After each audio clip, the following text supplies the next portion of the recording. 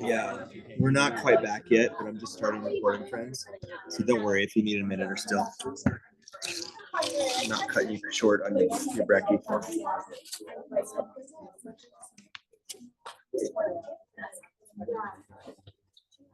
Hey.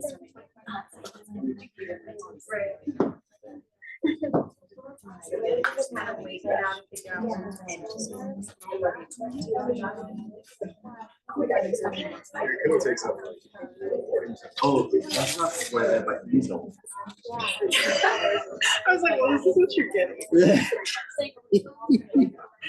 Just leave it for now. Don't even worry about setting it up. We'll see what happens.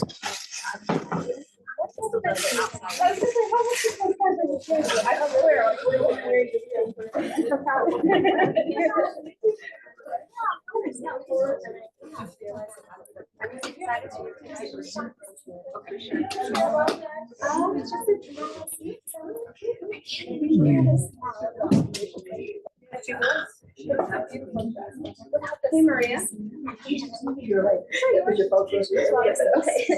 We were just like, who's this? I know, I almost tripped over so much. Which one I really think Did you not answer? I know.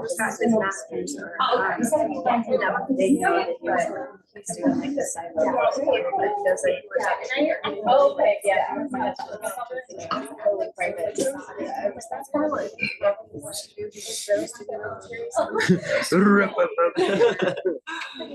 I like how you announced yourself with a burp. It's like my compliments to the chef. It was really good. I'd just like to say Albert Tacos is really good. And so he was like, yeah, I've never. Is that what you got? No, it's Quixotes, which Oh. is basically like Albert Tacos. Yeah. But they do fresh squeezed different juices. So they have beet juice. Oh, what? Yeah. It's Dang. right down the street. Sweet. Amy, go get me one. She's down to go. Okay. And I went to Doherty, so I'm definitely familiar with Albert Went to Tacos. Doherty? I went to Doherty. Did you? When Yeah. did you graduate? Stop. Stop. Last century. Let's put it that way. My mom went to Doherty too. So. Did she? What year did she graduate? She went there the first year it was open. Oh, So I'm not that old. Hello. Good morning, everyone. How was Sadhana? Good. Good. Are you recording? Huh? How am I? I'm recording. So I'm good. I will say my dad's been in the hospital the last couple of days, so it's been a little stressful. Haven't been sleeping great, but sounds like he's gonna get. I don't know. We don't have a lot of information, but so I'm a little distracted. But thanks for asking. He had a bad infection, so anyway. Yeah. Thanks. But yeah, and then I missed you last night. Like I said, I've only seen a few of you this whole month. Like I think I've seen, a handful of you over the last month until this month. So it's like I literally was thinking in my brain, I was just like, I don't know who's in the sadhana anymore. Like it's been that long. Did anybody feel that way? Where it's like, what are we even doing? I don't even know. I mean, there's so much space and life that happens in between these months that it kind of feels a little bit like, I'm sure from your perspective, like, why am I doing this? Because it changes, right? Like the reason why last month, I would assume may have shifted. The important thing is that you're continually refreshing as that changes your current status. Because if you neglect to kind of recognize what the why is now, it's just real easy to just be like purposeless and not know why. So let's take 2 minutes. You're going to just grab people next to you in groups of 2 or 3 and just say what 300 hours is about for you now. And if it's the same answer as last month, great. If it's a different answer, fine. But think about, why you're here. All right. So let's just start with a little morning chat. 2 minutes. You three online together, if that's okay. Amber, you want to go? Yeah, I need some damn discipline. You have forced yourself into getting it. So the part that you missed out on, Tisa, last week was that so I practiced sobriety for 6 months from alcohol, and then I went home on Saturday and I drove home in the snow and I was really stressed out and I got piss drunk. And I came to Oh. Sunday and I was so hungover and I was so like I beat myself up so bad. So it was a really horrible relapse. Um I'm so sorry, Amber. it was really ugly. I had to like explain to all of the instructors. So I need discipline. I'll stop using up the time. It takes, I think, like a lot of courage to admit like I had a major failure. And so I appreciate you just saying that. And like, I'm here and I'm glad that you're here.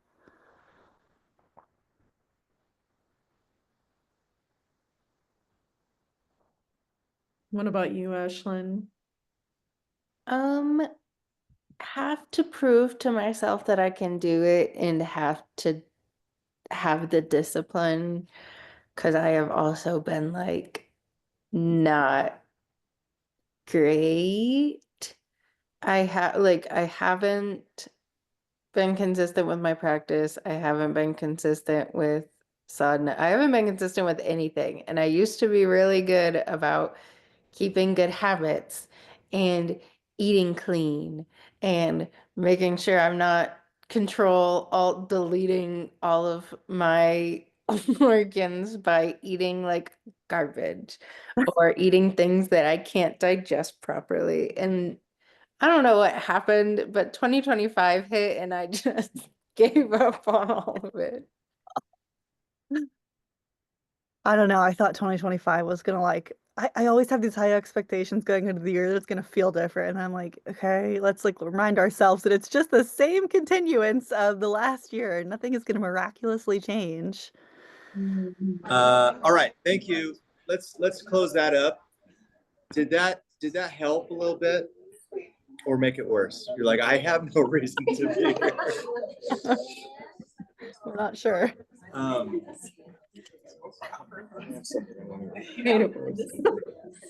So let's bring it back, friends. Are we in a place where we can come back to circle? Okay. Everybody feeling a sense of purpose to some extent? Yeah. Okay. I got this really sweet email from a student from yesterday's class. So I read that. Who was in class yesterday? Remember that poem?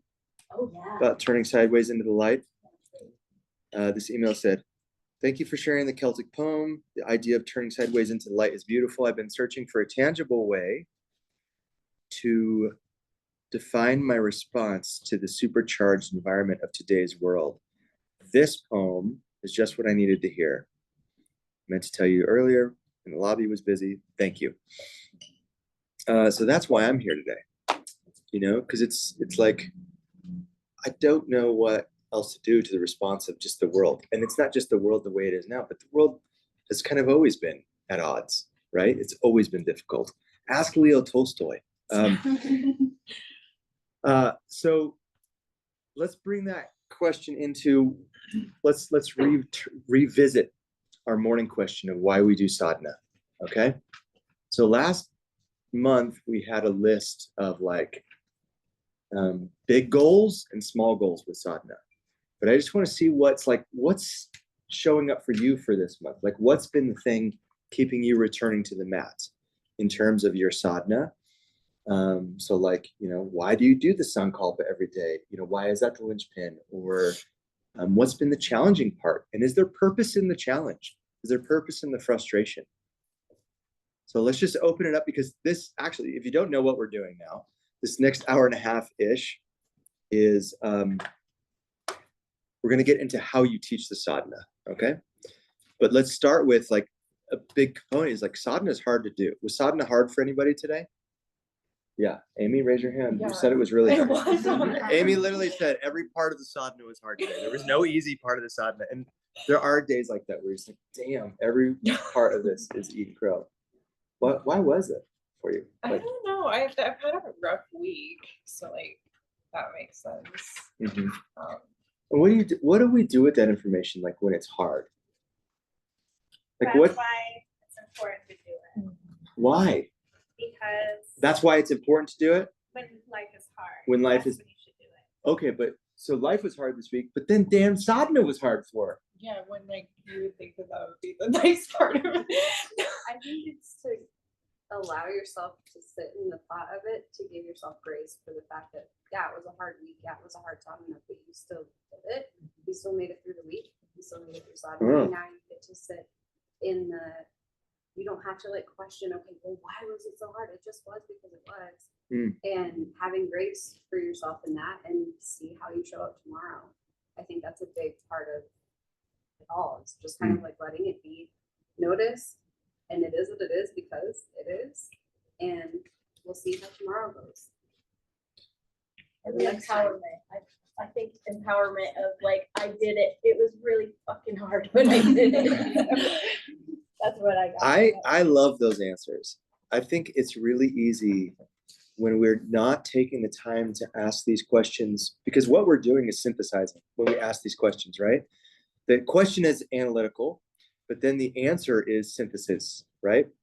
Why synthesis matters is because if I leave that question unasked, my unconscious response to doing something hard might be just left as that's hard.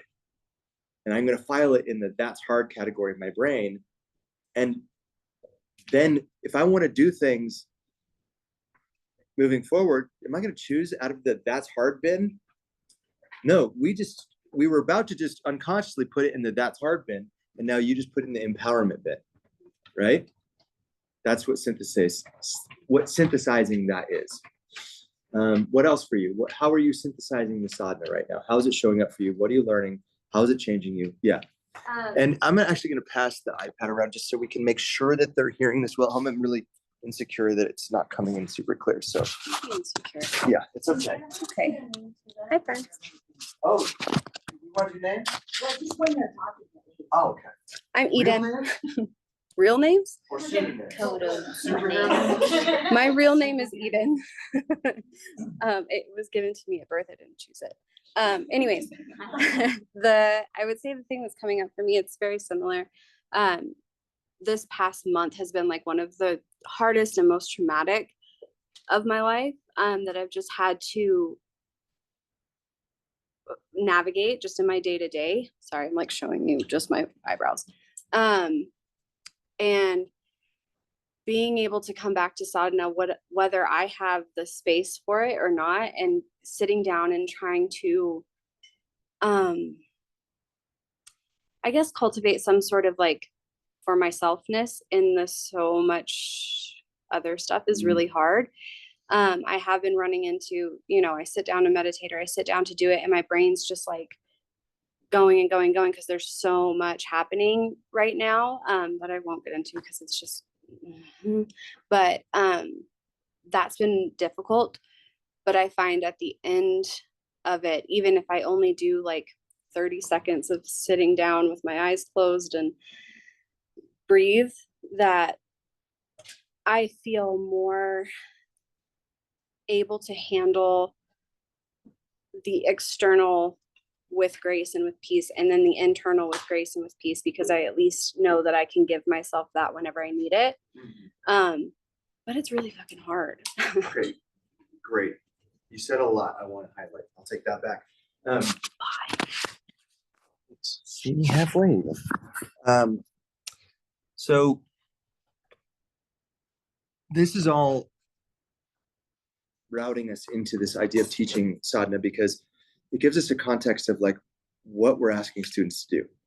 When we're dealing with what we have to interface with to do this, we need to kind of have an appreciation for that when we're teaching it, because it's not like we're just asking somebody, to pick their favorite color, right? This is like, you're really asking people to get in the trenches of their life, to really do the hard work that like most people frankly just, you know, don't have the courage to do. I mean, ultimately, this is what it takes.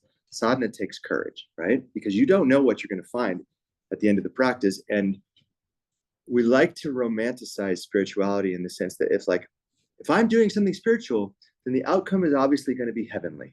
It's always going to make me feel good and like be good, right? That's just not the truth. Practical spirituality means that, you know, we're going to be facing sometimes the hard thing, and our peace is actually going to be disrupted so that we can gain maybe a more grounded sense of peace.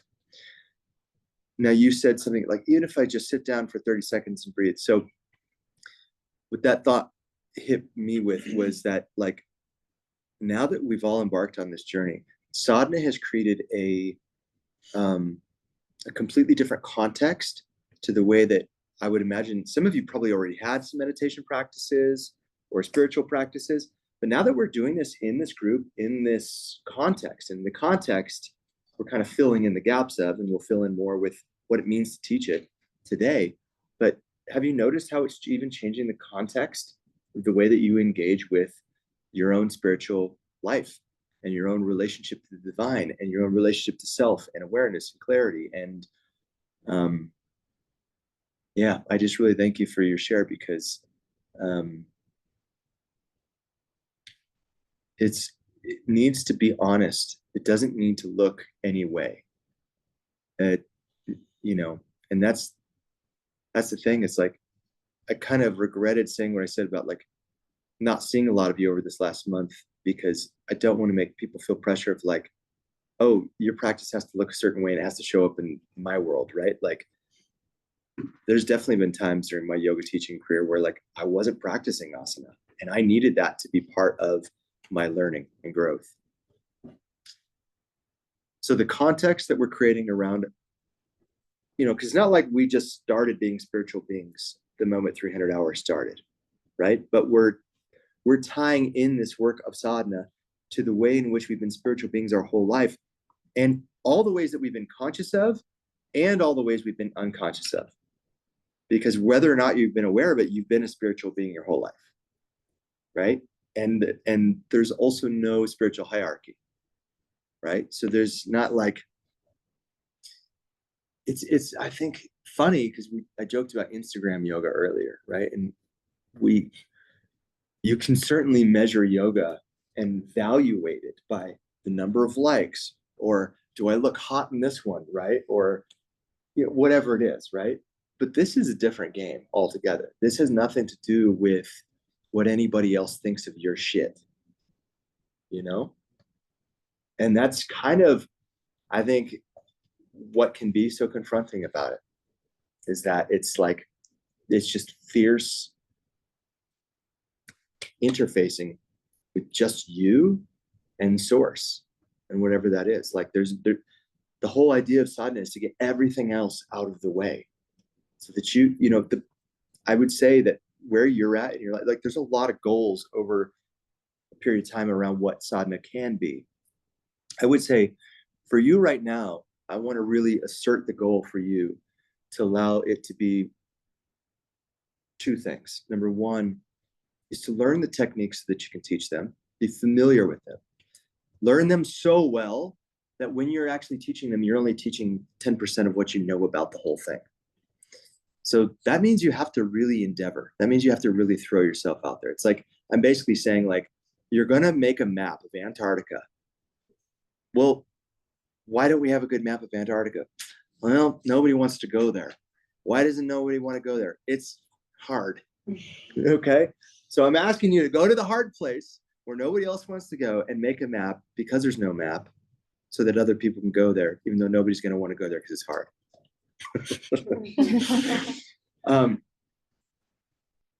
But that's not true. We know people actually want to go there.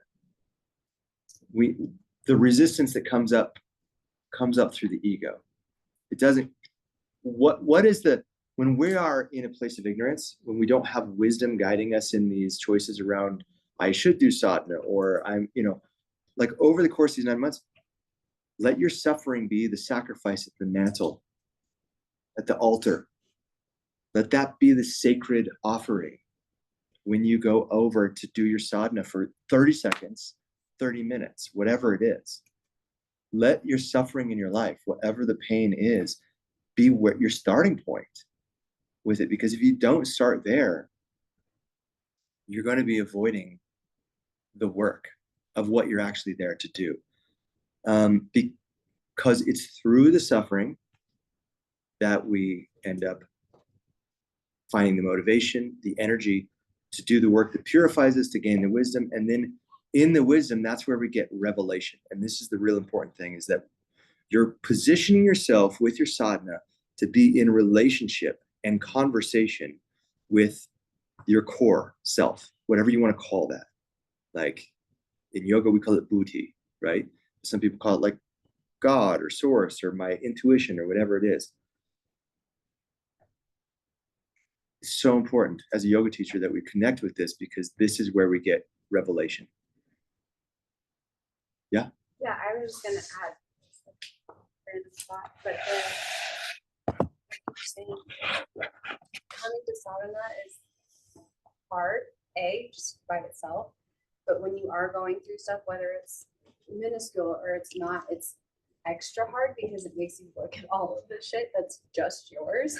Yeah. And I think that's what I've been running into. I think to kind of encapsulate all of that is like, okay, there's all of this external stuff, and then I sit down to do this, and then I'm really faced with the like, oh, I gotta like look at this. How do I commit this in a way that's authentic and, you know, whatever. And that can be really, really jarring and uncomfortable, because you're like, okay, I'm going to sit down and do the spiritual practice, and I'm going to feel so good because I meditated and I moved my body and I did all the, like, I'm going to feel so great. And you sit down and you're like, I feel like I did not handle that well, or I didn't do this well. And you're like, why is this? It's just making my suffering worse. And then you have to like reroute that thought, because that's not the truth. You're just getting further into it. Yeah, you're just like, you're going through it really, rather than around it. You know, it's interesting because we do have this expectation where like, so like, you know, I've had friends who are addicted to like exercise or running or whatever it is. And they're like, they get to a point where it's like, they stop doing the yoga because running gives them the short-term satisfaction, because you get the runner's high from it. You get the thing from the workout or whatever it is that, you know, you don't normally, especially as a yoga practice matures and deepens, it requires more from you. And in many ways gives you back less of those like treats, right? So like puppy training right now, we're training Pete, and like we have what's called high value treats and low value treats, which the low value treats are like kibble. But kibble's really nice when you're in a pinch, and it's really easy because you can just throw it, and like if he doesn't get it, it's fine or whatever. And like if he's too distracted, that's kind of like running. Like it's a low value treat in a way. It's like a real short-term sense of satisfaction around, is it solving the problem? Well, it's shifting the mood, and that's great. You'll eventually get to a point with all these techniques where you will be able to shift the mood in the sadhana at the same time as doing the really deep, heavy, hard kind of construction work. You had your hand up there? Yeah, I guess I'm just adding on to that just because I also had a really hard month, and for me it was like constantly being faced with the choice of like almost like facing the vrittis in my mind as like something to not be attached to versus things going on in my life and wanting to dive into each one and like, oh, I can just, if I think about this more, I'll conquer it somehow. And I think the sadhana is hard because it's saying, no, it's not saying no, don't look at those things, but like that those fruits of those actions don't matter as much as they felt like they mattered. Boom. And yeah, bring it back to the that Gita, was Reba. so hard because I kept having to face that choice each day. And sometimes I felt like I failed at making that choice. And I was just like, no, I'm going into the vrittis. I'm going hard. And yeah, like, I think the sadhana keeps coming back into that, like, no, you have that choice. Yeah. It's different things. But everything we've talked about so far comes down to a really common theme here. The thing that makes sadhana hard is that it ultimately confronts directly our habits. And it's not important to say, oh, it's a good habit or it's a bad habit.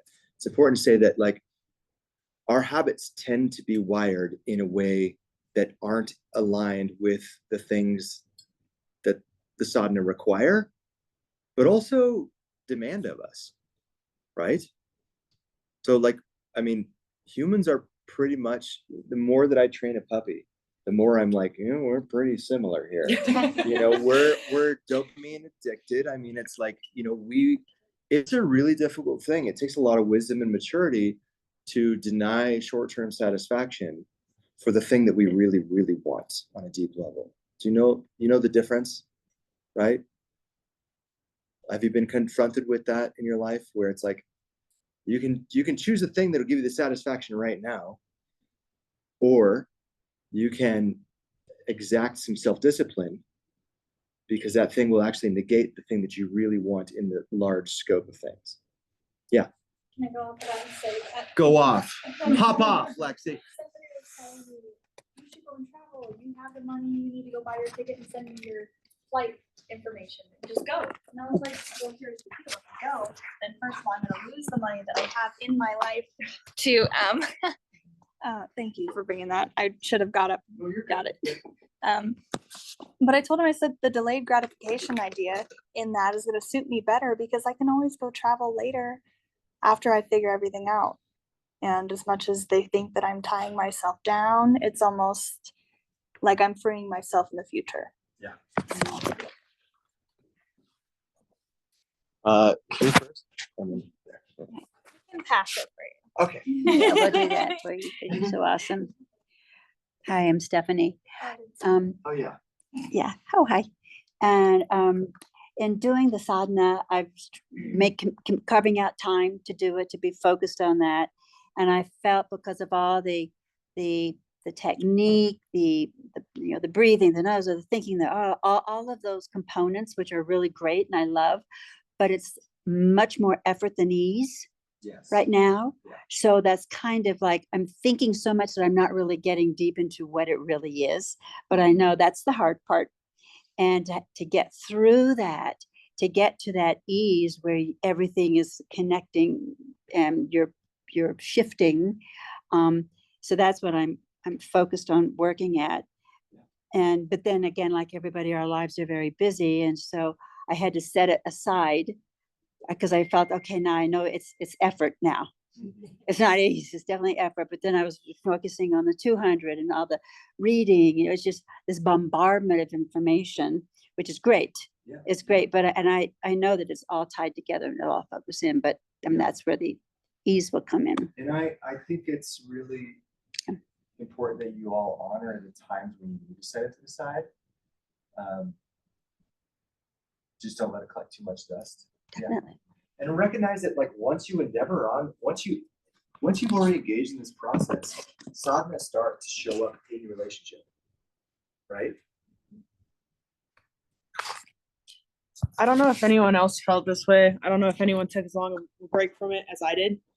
I suffered from a migraine and dizziness for 2 weeks, and I had to step away from the sadhana because everything just exasperated it, with the exception of my sankalpa. Thank you. I'm working on it. You're good.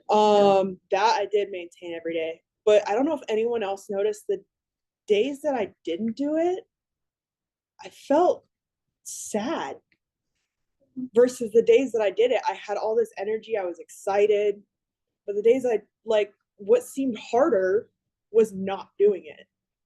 Like, it was hard to do it. It was hard not to do it. What hard do you want? Yeah. Yeah. I really want us to think about that. It's like, we talk about sadhana being hard, but like life is hard, right? So then it's like, which kind of hard? Not when you're in denial of it.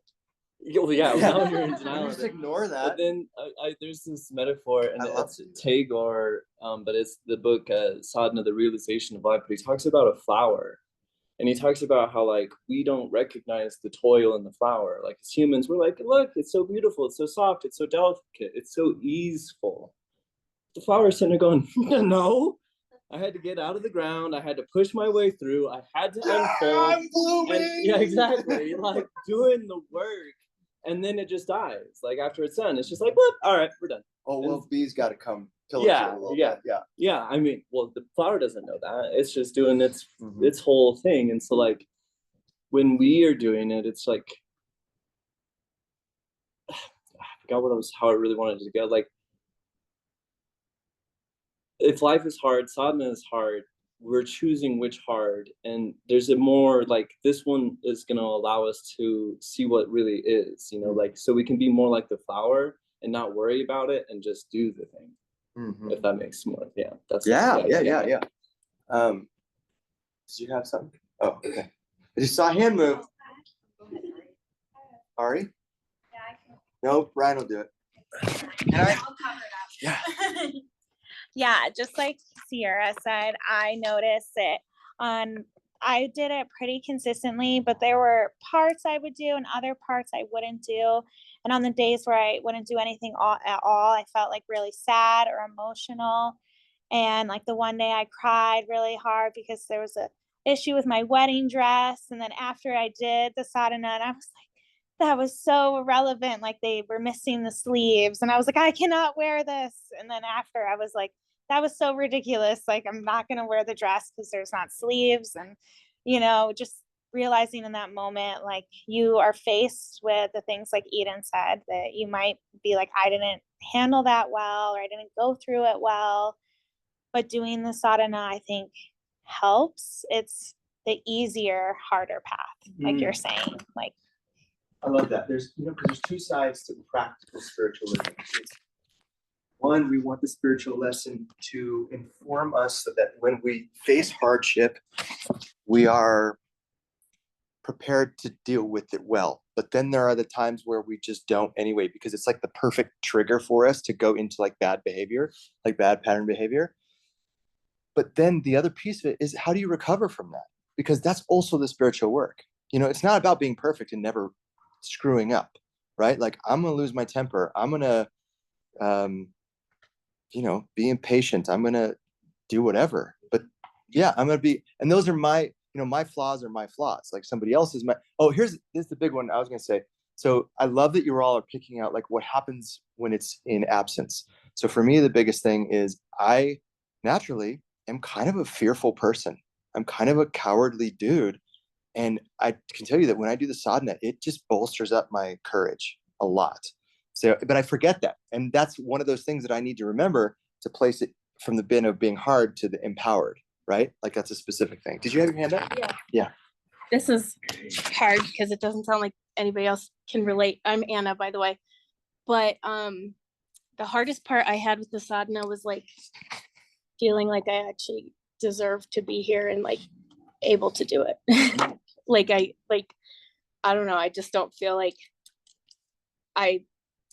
it's hard to say because like I do feel like I belong here. This is like the first time ever I've felt like I understand people around me, but also like, I don't know. I just feel like, I don't know. I can't explain it. I don't have the words, but no, I appreciate what you're saying. And I would say, try out, just experiment with one of two approaches. When you feel that sense of like, I'm not worthy, or I don't, you know, don't deserve this, one option is fuck that. Okay? Because it's not true. Yeah. Number one, this is your birthright. It's your inheritance to be peaceful, joyful, and blissful. And that's your natural state, right? And the other is to, you know, the times when you have a little bit more capacity to investigate how that's showing up and talk to people about it and journal about it. You know, but I will say, you know, if it helps at all, you absolutely do deserve it. Thanks. And you belong. And those thought patterns, they're there to teach you something, but don't let in the teaching them stop you from doing the thing. And I know that sometimes can be like feel like a real conflicting tension. So that's the point where sometimes it needs to be fuck that and just do it anyway and just be rebellious. I'm like, I'm a bad bitch. I'm just gonna do the thing. You know what I mean? Whatever you need to do, whatever attitude you need to adopt to overcome it. And then there's times where like it'll hit you, it won't feel detrimental, it won't feel like that personal. You know what I mean? It won't feel as charged. That might be a time to explore a little bit more. But it's the times where it hits you really hard, where you just need to come back strong. And it's not time to like heal it, it's just time to like resist it. Because it's false information. And that's part of the sadhana, is repatterning false information. So that in that is the sadhana, whether it's all Burke, Pranayama, or any of that stuff, right? That's the beginning of it for you, where you're at. And that's valid, and it's noble, and that's worthy.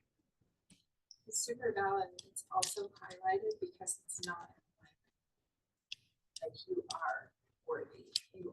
You do belong here. That's a projection. That's projection onto you before you even knew what a projection was. So it's being highlighted in the sadhana to show you to release it. Ooh, that's good. Alexis, and then you. Yeah. I just didn't even have I did have my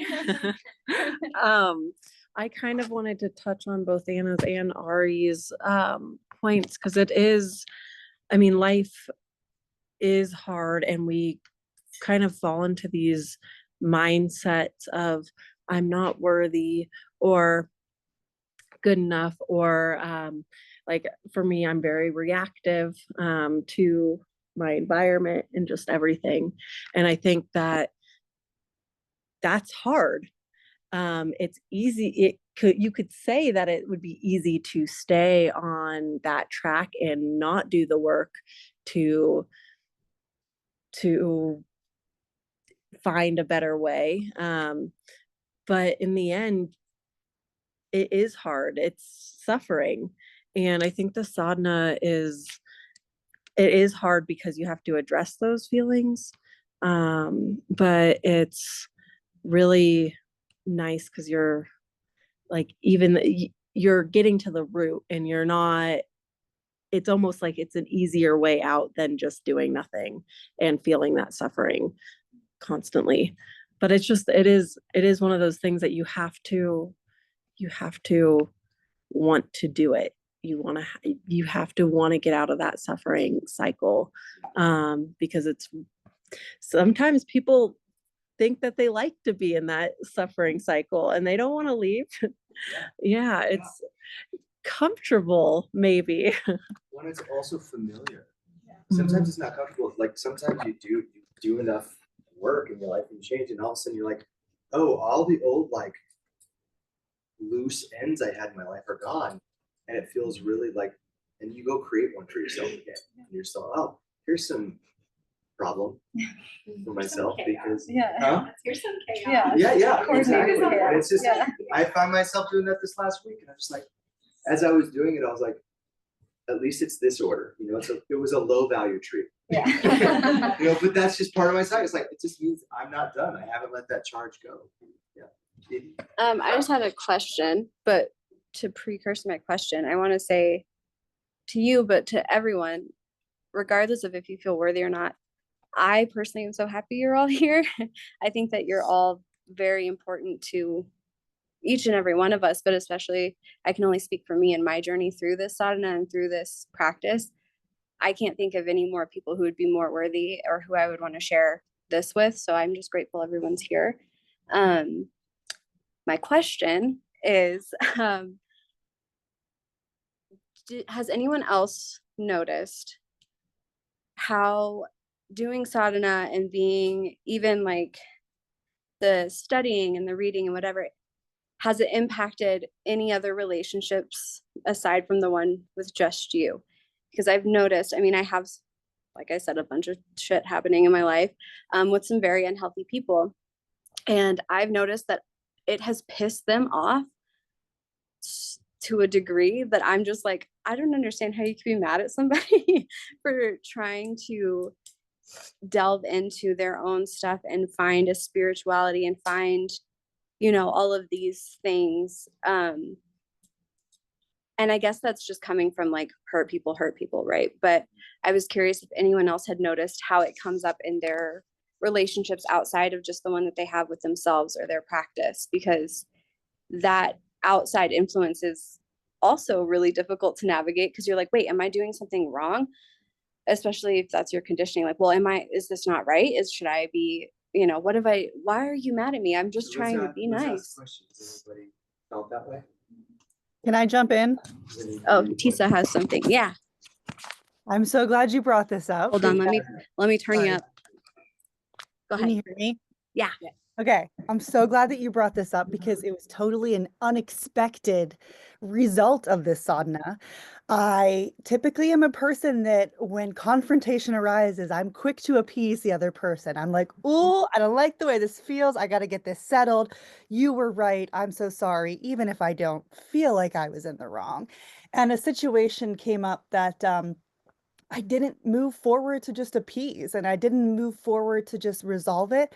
I just think maybe because I had been really making an effort with sadhana that I could just sit in that discomfort and allow it to kind of just be there with me without attaching myself to it. And the situation actually didn't get resolved, but like there's a part of me that normally would feel so unwell about that. I would be perseverating on it. I would be like, I need to reach out to this person. We need to get this fixed. And I don't feel that attachment to it. I'm kind of just like resolute in my stance. I was compassionate, I was kind, and I was also direct. And I don't know, it was a really unexpected result. And I'm kind of like, this is really freaking awesome because I need more of this in my life. Thank you, Tisa. Anybody else that we haven't heard from? I'd love to hear some different voices. I have something pertaining to the relationships with others. Who is that? Ashlyn. Good. Go on. I am the same way, Tisa. I am like, the minute there's any confrontation, I'm like, let's get everybody exactly whatever they want. Like, let's make sure everybody's happy. Like, let's do whatever we need to make this stop. Especially with my older sister. And she told me the other day, she's like, I can't talk to you when you're on all this yoga stuff. Because she's so used to me being the one to like keep peace. And sorry, I'm dog sitting a dog and he's being very funny right now, so I'm a little distracted. But with my younger siblings, I've kind of shifted from, even when we're not arguing, I'm like, I want to make sure everybody is happy before I make any decisions. I check with literally everybody to be like, are you okay with this? Even if I'm just like picking up food for myself, I'm like, do you think I should? Should I? And I realized a couple days ago that I had this, like, I didn't even notice it at first, but I was like, they're not the boss of me. And it doesn't matter if me picking up food for myself would like that they wouldn't like it because it's not for them, if that makes sense. Like So I kind of had this shift. You learned that from the sadhana, you're saying? Yeah, because I started being like taking that time to just do the sadhana and do the hard things. I was like, maybe it's okay that I don't appease everybody and make sure every choice I make is okay with every single person. Maybe I'm just cool being me. That's interesting. Okay, Lacey and then Alexis and Jacob. Hello, everybody at home.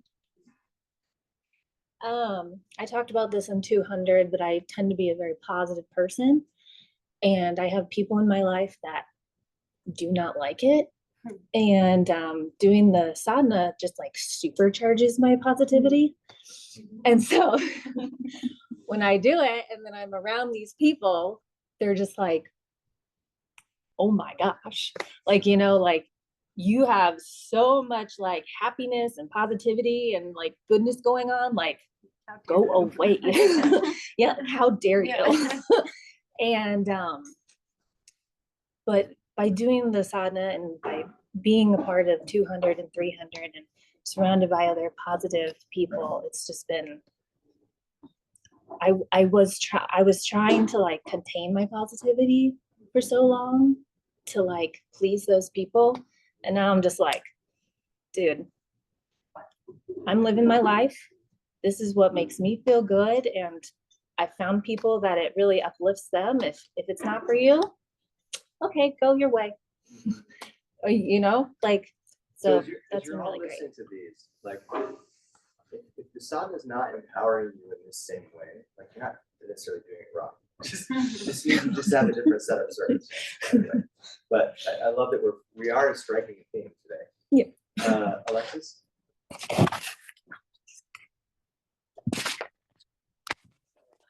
If you're doing the sadhana wrong, it's not causing a bunch of fights in your life. You didn't leave your boyfriend. Something's going wrong. No, it's not that. I wanted to just say that I think it was the journey through 200 hour since I just got out of that, and then coming in and doing the sadhana, I've noticed like a bit, I have nobody, well, my boyfriend did note that my confidence has grown. It's less of worrying about what other people think constantly, and being able to actually speak. But I think it was also it's a trusting other people, because I'm also a people pleaser. So I want to make sure, like, I will constantly, like, if I say we're going to do this, and then I'll be like, are you sure? Are you okay with doing this? And then I'll ask multiple times. But it's okay, like, trusting people to take care of themselves is important. And I've noticed that it's something that has become a lot more apparent. And I think it's just the sadhana's made it so it's not like it's been like a gradual journey, but I'm actually like I'm looking a lot deeper in, and I'm noticing these things and these behaviors, and beginning to gain that confidence and trust in others, as I should trust myself to be able to speak my mind and set my boundaries. So that's kind of where the sadhana, or what the sadhana has done for me. So it's a funny assumption sometimes when we are in that role, because it's like, well, you need that, you need to do that. I'll do that better for you than you do for yourself. I got this. Let me take care of you. Okay, Jacob.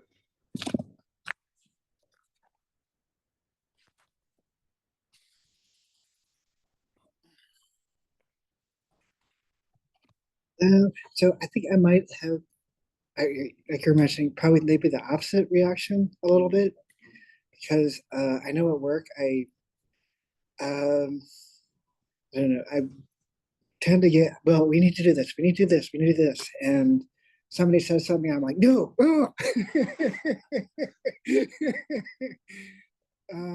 But I been reaching a point, and I've noticed it within the last month, where that comes up, but I'm just like, no, let's hold, and then I react in a slightly different way, hopefully slightly more positive and constructive, rather than just being like, nope. So that makes sense. So change is happening for some people. Yeah. Is there anybody who, like, no change has happened? You've noticed no change? Because we like in the moment or long term. What's the question? Could it be like just how I felt differently in the moment afterwards, or does that have to be like a consistent like change? What do you think, people? All of the above. Yeah, right. I like how Peg answers yes. So yeah, what do you do with that? Like, what was my experience? No, what do you do with what Peg just said? She said yes. Yeah. So what are you gonna do about that? How are you gonna Thank you. react? Information. No, I mean, you tell me more about why you're asking this question. Oh, I guess because like I don't feel like honestly I was consistent enough with my sadhana practice outside of here to feel like, yeah, I have this consistent change over time. But when I did do it, like nothing super deep, but I did feel like for me it's hard to just sit down and not keep myself stimulated with something. So the fact that I did do it and then just kind of focused in on So my that was a sadhana, win. I did feel like I could just go and do everything else in my day. Oh. Just felt more energized and willing. But you know, there's something more than just the sadhana to this component, right? Too, because like we're all in the petri dish of 300 hours together, and the context of that is a big piece of this. Like you're all here with what we call the how. The how is an acronym for like you're here to be honest, open, and willing. And if that's not the case, then honestly, I mean, it's not the place for you. And so when you have something like a sadhana that's even in the back of your mind, even if it's not active, the fact that there's this tide of other people that are connected and committed to it, and you're aligned with that. And then there's this movement that's happening in a specific direction that regardless of how much work that you're doing and you're part of the Sangha, right? Because it's like we're all in like a Viking boat, right? And you can stop rowing the oar for a while, but you're still on the boat and the boat is still moving. So I want to encourage you to notice those things too. So it's not just going to be always like a strict correlation between, oh, I did this today and I felt courageous, or I didn't cry, or I felt like I could go do other things with more focus. I did have a question. Yeah. So if anyone has also ever felt this way doing a sadhana, so I went to a while back, Erica's self-care sadhana. I don't know if she's still doing that. But I did it, went through it, and then pretty similar to what we practice, but maybe a little different. And afterwards, I felt so euphoric. Like she often says, like, come in and like you'll feel like a soft, gooey brownie. I felt like a hash brownie. So, and I wish I could have like explained in words how I felt, but it was just very euphoric, and I could barely string a sentence together when I was talking to Erica. It's just a very strange feeling that I've never had again, but sensational. I liked it. What's the question? If anyone else has ever felt that way,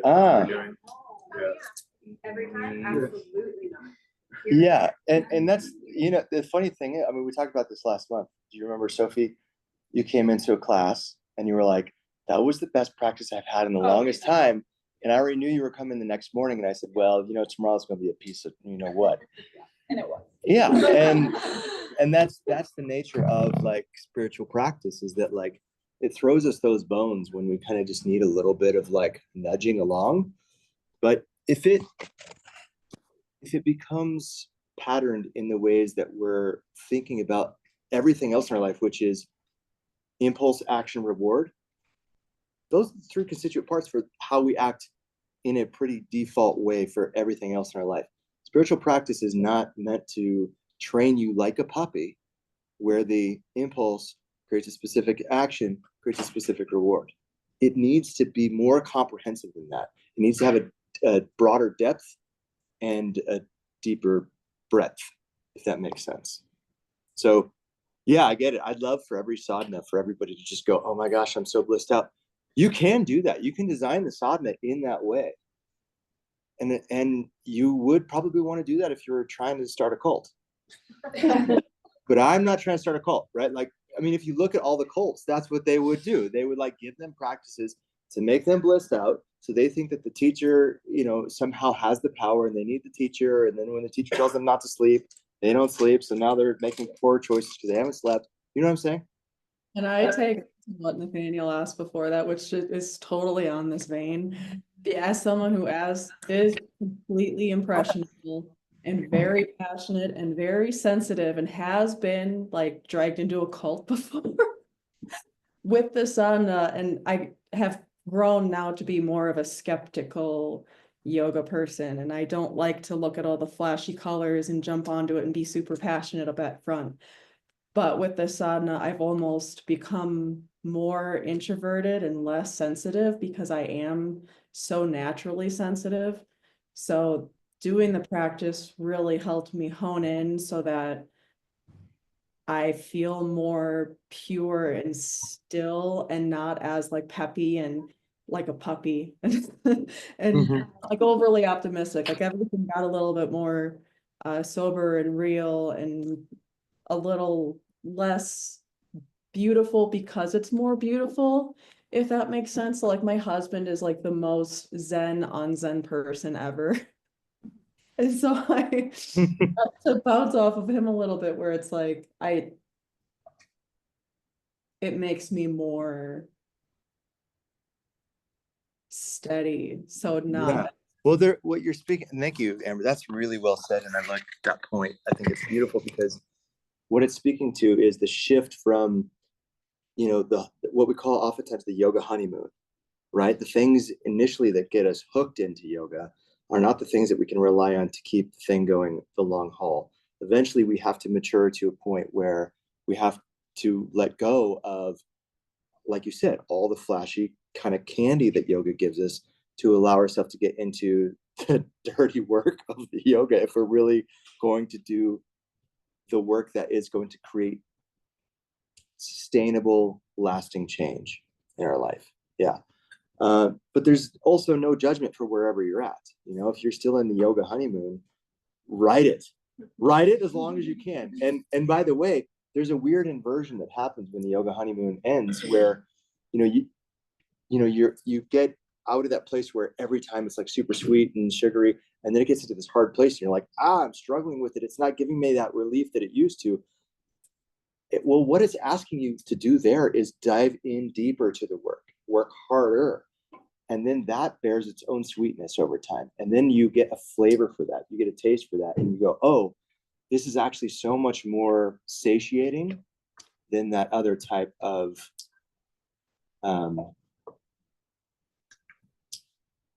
They're helping Morgan. Oh, they're helping Morgan. Yeah. We could have just stopped and helped, couldn't we? I know. We just could have just stopped this and helped. Yeah. Sophie? I kind of wanted to like. Am I calling you Sophie? What's your name? Sophie? Oh, well, what do you like? Don't be that person. Tell me what's fun. Because people call me all different things and I don't care what I you don't call know. me. I've never called you Sophie before. Call me whatever you'd like besides bad words. Hi guys. I'm Sophia. To bounce off of what you were saying. Like I won't say that I'm Sophie, but you can call me Sophie. Okay. What was I saying? Oh yeah, to bounce off of what you were saying about like the honeymoon like part of it. Like I feel like I got out of the honeymoon phase and then I came here and I was like honeymoon phase, like fully, like full honeymoon phase. And I like there was like practices, yeah, they were like a little like harder, like more difficult, but I would still leave and be like, that was so great. Like I'm happy that was like a little difficult. And this month has been a rough month, and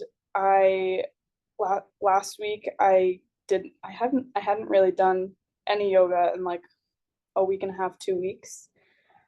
And because I honestly was nervous to get on the mat and feel a sense of like I can't do this, or like not feel strong, or not feel like I'm fully there. And yesterday I observed Austin's class and he was like, oh, do you want to just do it? And I was like, no, I'm just gonna observe. Like I'm just gonna observe today. And I was really nervous this morning to come in and do it, because I was like, this king, I don't want to get emotional. I don't want to like feel like any other sense of like happiness in yoga, because like for me, like before, like all I saw was like yoga is my happy place. Like that's like a safe space for me to just like feel good. And so today doing the sadhana was really hard for me because I didn't necessarily feel as great as I usually do. And like I was emotional during it, and it was so hard during it. But after I like got in my car, I was like listening to music and I was just like, I feel so good. Like I still feel good. As hard as that was, like during it, I went in my car, drove home, and I was like, oh my God, that like I needed that. I just needed to push myself and get past that barrier of like, you know, this is gonna be hard, but you just have to do it. And then you'll feel good. But it is really hard to get yourself to just go and do it. Yeah. I think the importance of the Sangha is there too, because like when Austin was like, was that hard for anyone else? And then everybody was like, yes, because it was like that camaraderie that, you know, bringing everybody together. We're all feeling similar things, I feel like. So it's nice to have like a room full of people who are experiencing the same thing. And have your back. I would love to just come in and teach you sadhana and be able to give you the things that I know that the sadhana can give you without it being hard. You know, I'd love for it to just be like, you know what, just take it easy, guys. You'll get there. No, you won't. The truth is, like, I've never seen anybody get there without putting in effort. Like, effort is required. All right, Ari, Peggy, and then we've got to move on. I think that This is great, but we got it. I'm like a big person about the data. I'm like a behavior analyst, so I've been keeping data on the different parts of the sankalpa, like the sadhana, the sankalpa, the breath work, the meditation. And I think that we might not see the benefits, you know, like we might do one part or another part, but for me, what keeps me coming back to yoga and doing it more is seeing the effects it has like on my physical well-being. So I keep track of that with my fitness band. So each thing is only like a 2%. So if I only do asana one day, I'm only getting a 2% like heart rate variability. Like it makes my heart rate variability better. But then if I do meditation, that's another 2%. And then if I do my sankalpa, that's another 2%. And then if I do breath work, it's another 2. So then it all adds up together where now that's like 6 to 8%. And then I've been noticing that if I do it more consistently, those numbers, they fluctuate a little. So I'm like interested to see like, oh, do those numbers go up? Maybe it's, I do my asana this many days in a row and now it's 4%. So I feel like it just like snowballs into each other. If that makes sense. Yes, and be careful because that thinking can get fruit. Of the labor. Yeah. I mean, it's good if you need it as a motivating factor, but you also have to always keep a loose grip on it so that when it comes time to let that go, there's a willingness there because there will be a time. Okay, I'm not even sure what I was gonna say because I'm listening. So hi everybody, I'm Peggy. I almost said Peggy alcoholic. I'm in recovery. I say that all the time. That's funny.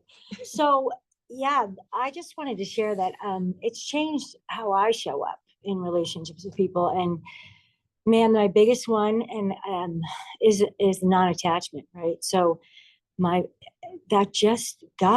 freedom to let things happen. It's not easy. Like I want to text a certain person and then I don't. But this practice, and it's not just the sadhana. Like I've been practicing yoga almost every day and it's growing in some way, shape or form. And for me, a big one was the readings. I just wanted to say that out loud that I've told 6 people they need to buy that book, the Gita, and they have, because I'm like, girl, get it right now, get online. And I can be pushy about what I'm learning. Like I want, yes, like I have to just, because I think that's when people get irritated, right? So I have to be careful not to push and overshare with everyone, like, oh my gosh, this is what's happening, this is what I'm learning. So because I have that side, but I will say there's people that I am backing off on, and that feels amazing to me. That's a huge shift for me. So just like recovery, let it be a attraction rather than emotion. I know. But I wanted to tell you, my daughter said to me, because I had read something, and so she was walking away. She was listen, she was upset, and she just said to me, Mom, do you even hear yourself? I'm sick of your toxic positivity. And here's what I got from that. I need to show up for her in the way she needs me to show up for her. And I learned a lot from that. Anyway, yeah. Well, it's interesting what people project on stuff too. It's like, why is positivity turned toxic? It's funny. Okay, that was really good. And the purpose of all of that is to come to this question, which is, how does exploring that, and hang on, we'll take a break. Oh, I thought you were going to the bathroom. Let's take a quick break, but I want you on your break to talk about, like, this is not like casual break. This is, I want you to talk to somebody about why this matters in terms of teaching the yoga. Excuse me, teaching the sadhana. What about what we just learned or what we've been experiencing has to do with informing you, preparing you, creating a worthiness to teach the sadhana, okay? This will be a sharp 5, okay? Quick 5, just stand up, And feel free to, if you guys need a bio break, and then you can chat or put it in the chat box when you have a thought about it. Or if somebody's there to chat at, just chat. Just go for it. Just start talking to your cat. Yeah, talk to your cat, whatever you need.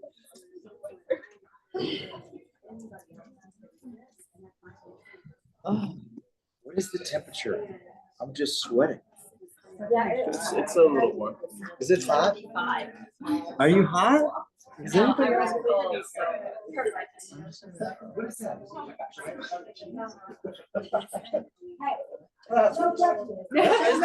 Hey, I got amused by it. I just love it. All he said is that a giant chicken cheese. So, are you? Oh, I don't feel like you feel that? A little bit on my feet. Coming. Just a tiny bit, yeah. It's protein. What kind of protein? The King Super Sepulcher. Is it whey? It's not whey protein? No way. No. No way. Plant-based?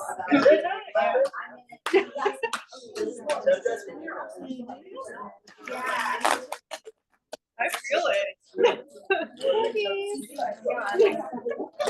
I don't have a chocolate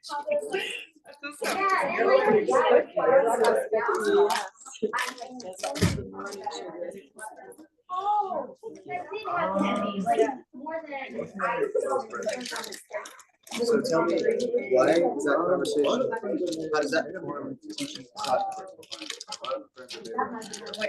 You have to give people good reasons to do it. Oh, yeah. Like, honestly, I'm like reflecting on it. I was like, I thought I was doing a pretty good job last year of giving myself a good reason to do it. But like, even this year, I've already done a better job. I like a better reason. Nice. I think it's students.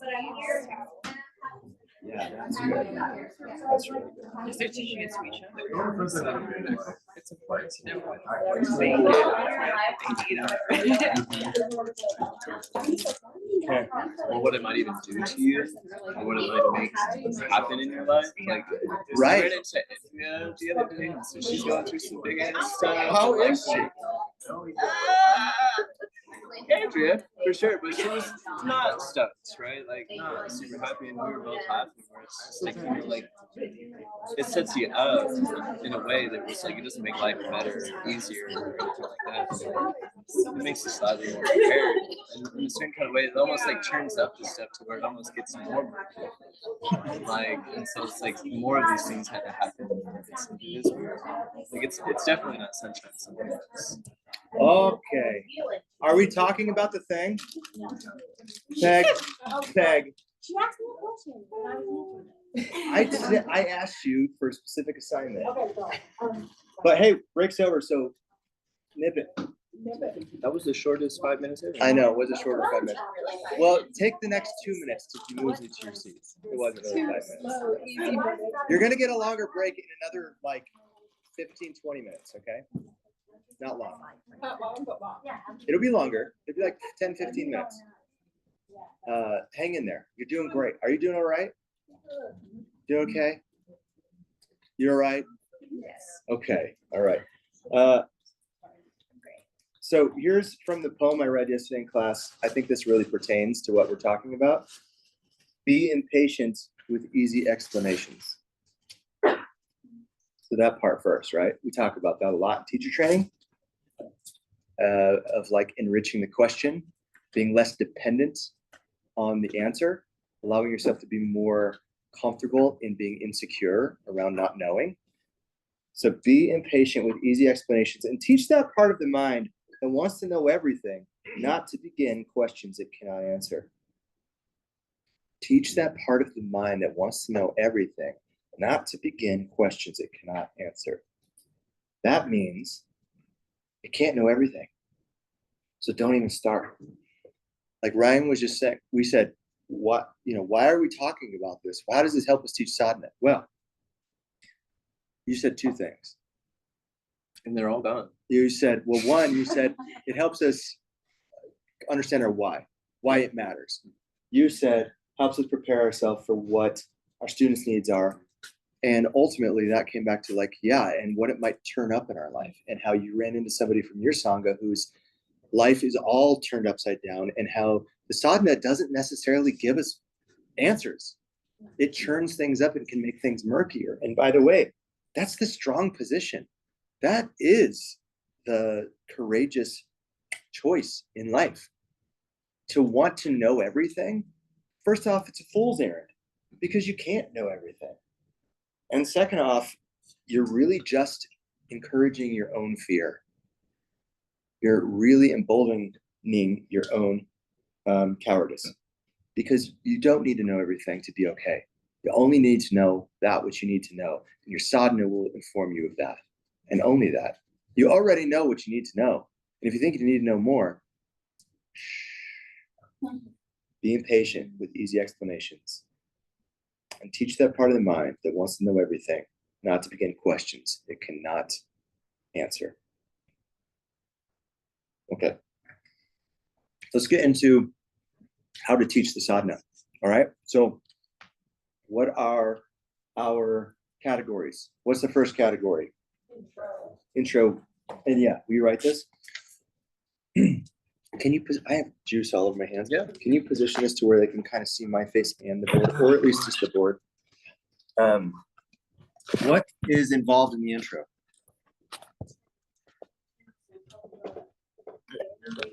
Check-in, Yeah, they can sankalpa, kinda a see little it, light yeah. warm-up, and now we'll, right, yes. Oh, we're missing something. There you go. Chanting. Yeah. I think I'm just gonna get the board out. How long do we spend teaching that section? 20 minutes. So this is going to be in the document. Everything we're covering here is in a document. If it helps you to write it though, just to get it remembered, that's great. So we're setting the theme also, by the way. So when you're teaching the intro, I want you to set a theme for class. So if Nathaniel is teaching asana, Steph is teaching pranayama, Ari is teaching meditation, and I'm teaching the intro, I'm the one who gets to choose the theme. But before that month, I probably want to reach out to them and be like, hey, my theme is going to be contentment, just in case it matters to them, right? Because Nathaniel might actually take that theme and run with it in asana, okay? So you all have ability to connect through Google Classroom. I encourage you to do so, just to make the class a little bit more cohesive. Some things to be mindful of is just allowing enough time for the student to center themselves. How long do you think we should take? How long do you think it took when we went through the body, the breath, the brain today? And you don't have to do it that way. 5 minutes. Not even. It was like 2 minutes. The whole thing was maybe 2.5 minutes. And that's at the upper limits of it, because you got a lot to cover in 20 minutes, right? The large majority of this should be, well, Sankalpa. How long should Sankalpa be? Let's just try something real quick, okay?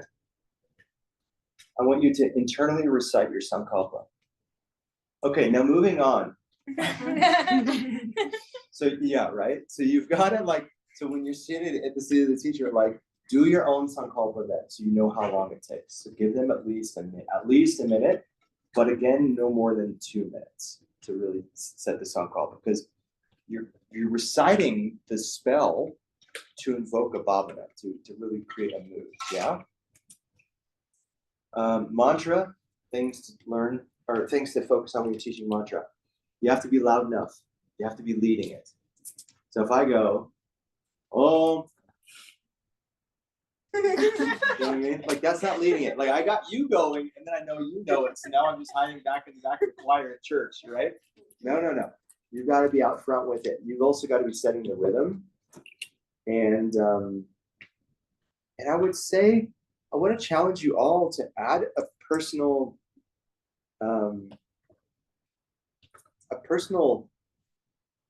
angle of connection to why we chant, or what chanting can do for you, or what it can mean. It doesn't even have to be about what the chant means, but like, right? So like, we're teaching these techniques, talk about why the techniques are important, flesh out what they do for people. So what does chanting do for us?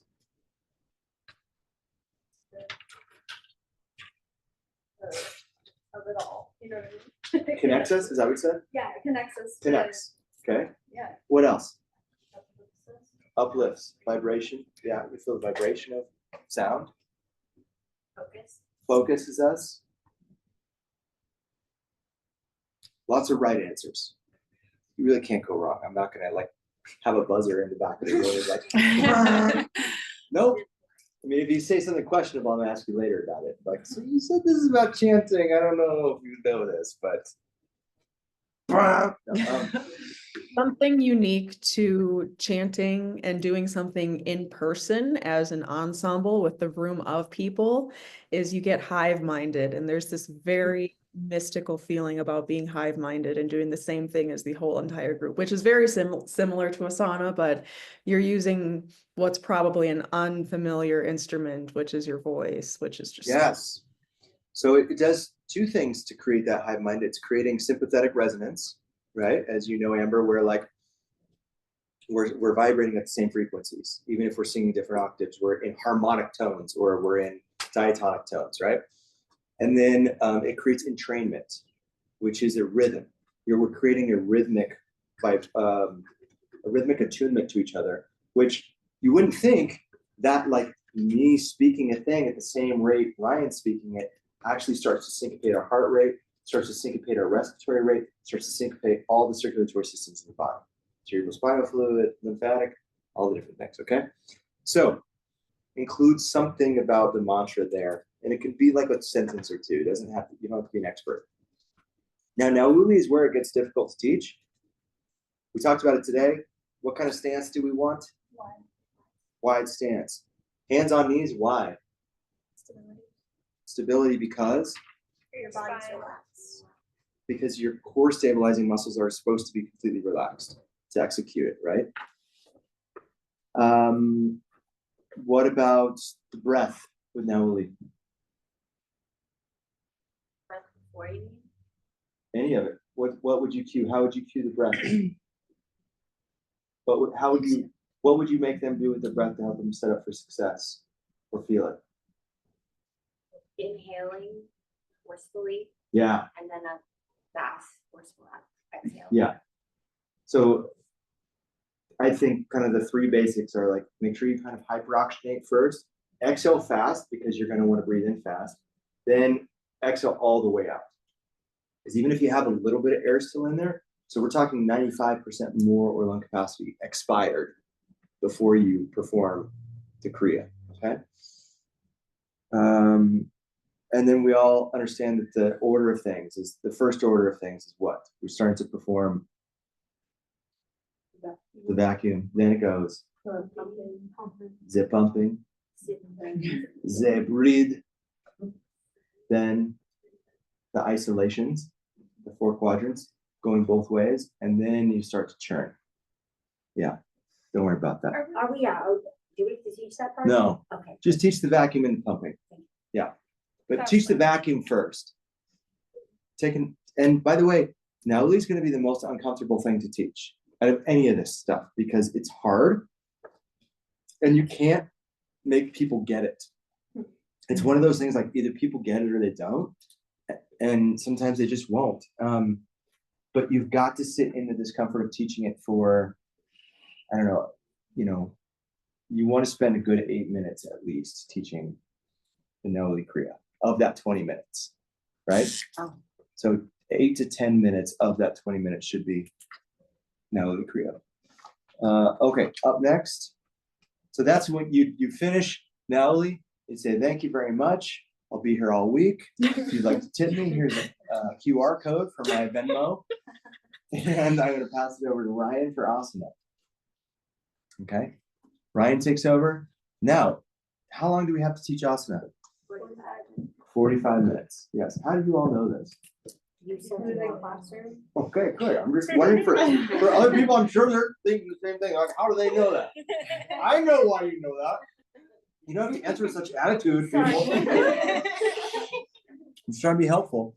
I was gonna say you put it in classroom and then I panicked, like, should I already know this? No, And no. then No. All right. So we need to achieve the Cambio standards of a asana class. So some of you did not do our Cambio 200-hour, but we're going to cover these real quick right now. Okay. So standards for a vinyasa, or excuse me, an asana class are what? The 6 movements of the spine. 6 movements of the spine. What are those? Let's review. Flexion. Flexion is what? Like, yeah. Yes. And then there's compression, which is actually like this. No. Right? Extension. Extension. Oh, yeah. Compression we don't want. Compression We is don't. that Oh, was the God. trick- that was the trick question. Somebody the quiz. jackhammered my spine. Yeah, that was, I don't know. Namaste. It was in the quiz and I misread them and then I was like, compression, where did that come from? Okay. So Yeah. Flexion. flexion is forward fold. Extension. Extension is back bend. What's this one? Lateral. Lateral what? Side lateral. Flexion. By the way, it's lateral flexion. What about this one? Twist. Transverse. Axial rotation. I mean, you can call it rope, spin, whatever. Doesn't matter what you call it. We're getting fancy with it because we like to pretend like we know stuff. So that's 1, 2, 3, 4. We still got 2 more. Inversion. So that's easy enough. Knock it out with a down dog. Axial extension. The one who's like, I don't belong here. The only one who gets it right. Yes. So sometimes it's called elongation. But axial extension is, I like that even better. So that's one thing of achieving Cambio standards. What did you have last month? What were the workshops that you had last month? With Laura. Oh. Remember? Pretty, stern, Yeah. foundational postures. Yeah, foundational postures. Okay, so foundational postures need to be a part of it, right? So Tadasana, Warrior 2, Down Dog, these things need to be involved. Why do we say this? Because it's a short class. I'm going to cut quick. It's a short class. You can do all the things a Warrior 2 does for the body, but it will take 3 to 4 different poses. Warrior 2 does all those things with one pose. Down Dog does all those things with one pose. Good gravy. What do you need now? I need all the things. I need $1 million. Oh, well, I can offer you an Oreo. Okay, take one on the way out. We can stack one on your blanket.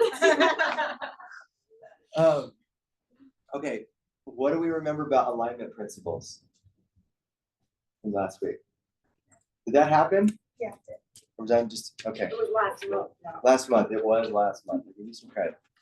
Okay, well, we know that alignment principles ultimately create the conditions for the class to be safe, well-rounded, and accessible. So those, boom, boom, boom, all right? Safe, well-rounded, accessible.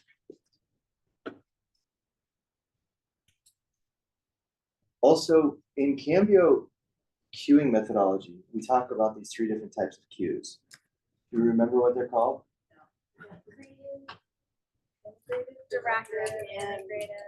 So put them in order. Directive is what kind of cue? Exactly what to do. It's just Put your moving. foot Yeah, here. it's moving the body to a location, right? Put your foot here. Yeah, operative now, slightly different because once the foot is in location, operative tells us what to do with the foot, right? It tells us how to rotate the thigh. And maybe, maybe I'm rotating the thigh one way while I'm inwardly rotating the lower leg down into the big toe mat. So operative cueing is really where a lot of the magic comes from in terms of like creating the feeling of yoga rather than just stretching, and creates, a lot of times people conflate alignment with operative cueing. And that's fine. But what about the third one? Integrative cueing. So what is integrative cueing? That's like engage Mula Bandha, feel the prana raise up through the crown. Yes. So short answer is anytime we're working with prana or manas. What is manas? The mind. Yeah. So is drishti. What is drishti part of? Drishti, does it affect the manas or prana? Trick question. Does it affect it? Oh, Okay, there we go. Yes. Drishti affects both. Prana on the subtle level, manas on a direct level. Mudras. Mudras are integrated. Bandhas. Bandhas are integrated. Yeah. Capiche? Does that make sense? And then intelligently sequenced class. So who's been teaching here more than a year? No, just in teaching yoga, sorry. On planet Earth. When I say here, planet Earth. Okay. So what I would say is you three probably have, and I don't know who raised their hand online, sorry, but whoever raised your hand, you have more liberty in terms of sequencing to explore different things. But what I would say is that you just always have to back up the why. So when you get feedback, so this is what's going to happen. You're going to teach the sadhana, the 5 people that sign up for that day: intro, asana, adjusting, pranayama, and then meditation. The last 20 minutes, somebody's going to be giving you feedback. If you taught asana and you changed up the sequence a lot from what we would say is a skeletal sequence. So in 200 hour, we learn about sequencing based off of the skeleton, right? So in the Cambio sequence, we have 7 series. That's the skeleton. So in Sun B, what is the focus of Sun B? Opens the it builds builds heat via using large muscle groups in the legs, opens the hips slightly through standing postures, and creates lateral flexion, right? So we're generally not going into compressed twist. There might be some like flirting of rotation, but not like, heavy rotation, you know what I'm saying? No. It's not aerial. Yeah, we're Okay. just talking. Yeah, just talking. Yeah, It's situational. it's not complex either. It's not non-committal to it. Yeah. So know that like if you're sequencing and you're a more seasoned teacher, if you change all that up in Sun B, the feedback is going to be, why did you change that? And if you don't have an answer that serves the purpose of a class better than the why of the way it is, then you have fallen short. Does that make sense? Okay. So it's tough because I know, like, I remember being a young teacher thinking, like, how I really want to express myself artistically and creatively as an individual through yoga is through really fancy, unique sequences. 17 years later, I'm like, oh, that actually doesn't matter a whole lot. It's in timing, it's in the cueing. Those are where the juice of the experience are. That's where sensation happens. The goal is not to be tricking your student or keep them guessing. Who cares if they know where you're going or don't know where you're going? What you're trying to do to them is to get them into the space of, when does the yoga start in the pose? And if it's real fancy, it may never start, by the way, right? So yeah, we have integration. We've got Sun A, we've got Sun B, we've got a core, crescent, balancing, triangle, and then surrender series. I would say for most of you, when we talk about intelligently sequenced, it's going to be pretty well in that order. Now, today there was a question about my sequence because what did we do? We did crow early on, right? Oh, that's Yeah. Yeah. Why did I do it then? You said because you were running out of time. Right. But there was what? What was he trying to get done in a short time? Thank you. Because you effed it up. No. Okay, what normally goes there? Core. Yeah. Core. So is crow, can it be core? Yeah. Heck yeah. Yeah, you can definitely defend that, right? So I just squeeze 2 things together that are really similar and just put it together right there, right? So, asana is probably the part of the sadhana that you teach that's going to kind of matter the most, because all this other stuff you're probably pretty new to. Meaning matter the most, meaning like you're probably going to be, I don't even want to say the word scrutinized or judged. Or executed. I don't say the word executed. Yeah. I always say run out of town. Yeah, scandalized. No, asana is just the one that, like, I think that there's going to be a little bit more expectation that the standard is a little bit higher for, because most of us are more familiar with that. However, as long as you're doing your best, you've got nothing to worry about. Prepare and do your best. And if it falls short of what? It can't fall short. It can't fall short if you prepare and do your best, right? Because the purpose of asana is what? What is the purpose of asana within the sadhana?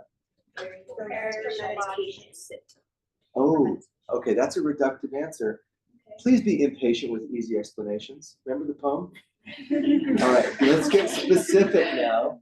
Let's get specific. I mentioned both of these words today, and I mentioned it a lot last month. One has to do with fire, and one has to do with the gunas. No, come on. Keep guessing. You're over 2. There's only one more. Yes. You're all wrong again. But you got it. So tapas. Do you remember this conversation? Oh yeah. I feel like I was blue in the face for saying tapas last month, and you're all tapas. I've never heard of this. Tapas and sadhana, all right? Goodness me. How do you achieve tapas in a yoga class? You don't necessarily make it.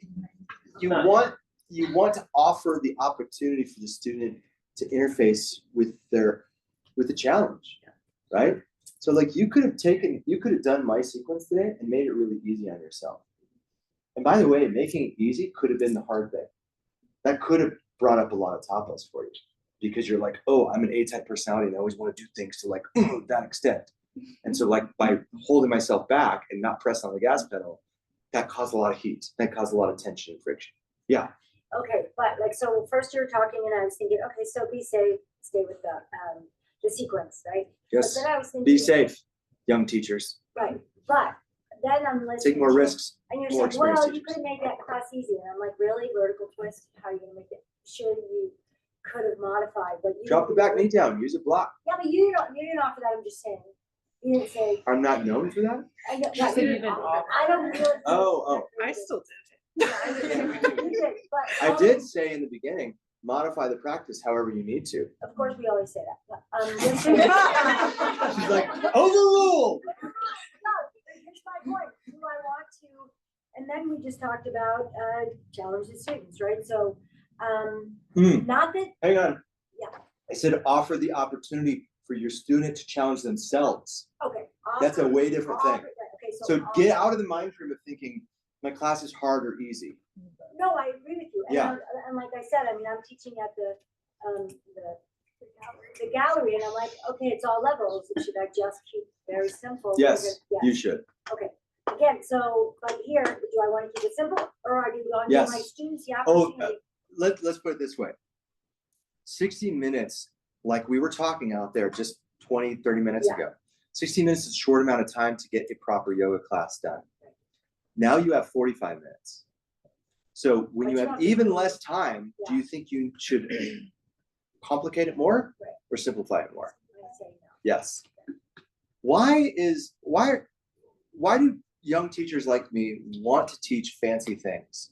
Because everybody's always teaching the warrior twos. Everybody's already teaching the triangles. Everybody's already teaching the down dive. But hang on, there's a deeper question. Why is everybody always teaching those? It works. Oh man, yeah. Can I say something? No, that's all. I just had a yes. I thought it was you're right. funny because Austin today was like, that asana is gonna be really simple. And then when me and Paige were doing that one-legged Sadhana to standing split, she was like, I thought he said simple. And I was like, that's true. But then I thought this is simple movements that work, but it didn't mean it wasn't building tapas or it wasn't challenging for us. Yeah. So simple but not easy. Yeah. That's it. That's it. I did though to persecute myself a little bit here. To make the case against myself, I should say. I did mean to keep it more germane to the sequence today, just to show you guys an example of how you would take the Cambio sequence and just cut it down into a 45-minute class. But I just kind of let myself go that way. I mean, yeah. So we'll see what I do tomorrow, but yeah. I learned this in a hot class once, but they had us basically stop at the very first layer of everything and like find the most engagement in if you ever take a hot class, they like break it down into layers like we do everything. But I don't know, I got the most out of that class compared to ones that they asked us to go really far, because it just showed me that it's not necessarily how far you get into a pose, it's the intention and purpose you're putting into said pose. Yes. So I don't know, I can see how you can make even the most basic of classes really hard if you want to. That's why we spend a lot of time telling 200-hour students, like, don't worry about reinventing the wheel. This is why we teach you a sequence, because it works. And yes, there's a huge difference between, and sometimes we conflate the two things. End range of motion is not the same thing as depth. Depth is sensational, and it requires engagement, awareness, and intention. End range of motion, you know, I see people who are hyper-flexible in my class all the time, and that's the greatest curse of a yogi you could ever have, honestly. Sorry for you sad suckers who are so hyper-flexible, because it just makes yoga that much harder, because you have no accountability otherwise. You can literally just cheat, steal, and lie with your life, can't you? Yeah. Yeah, no, I just broadly go, yes, someone over there. I did my evaluation last weekend, and I was doing it for Caleb's class. And then I was taking Caleb's class, I felt like a little bit of pressure. And then I also felt pressure because Amy was watching me. So I was like, I'm gonna make an amazing sequence. It's gonna be really great. And then, you know, Amy gave me the feedback. She was like, it doesn't have to be sexy. You don't need to add in like these different moves. And she said one week, you know, she was like, it's good, but like maybe you could have been a little bit more simplified. And she gave me the feedback that like you can make it more challenging by just adding in like an eagle arms, or you could do a mudra during a pose that like maybe in mountain, instead of just doing mountain, you add in a mudra. Close the eyes. Or you Yeah. close the eyes, or warrior two, you do eagle arms and warrior two and reverse warrior. So it's like you can make it more challenging without making it Sexier? complicated or confusing. Yeah, without making it sexy. Have you ever tried to be sexy in life? You know, it never works out. And when you try to be sexy, you're all, so what's going on? You know, you're like, oh God, what am I doing? Yeah, and that's the same thing. Like, don't try to make the class sexy. It just won't work. Yeah, Lexi. I just want to say that I did have a girl, she hyperflexed her knee in my class on Monday in Warrior 2. And she actually fractured her knee joint. So I just wanted to kind of put on the importance of the active engagement even in Warrior 2. I mean, even if you tell your students so, even if you tell them to push through the foot and actively engage through your thigh and the calf, they're not always going to do that. And even that slight bend in the back knee can really harm their form. But you can't always control that. And I had to kind of be okay with the fact that I couldn't help her. Oh, yeah. As much as I. You didn't hurt them. They did. They hurt them. So okay, so tapas.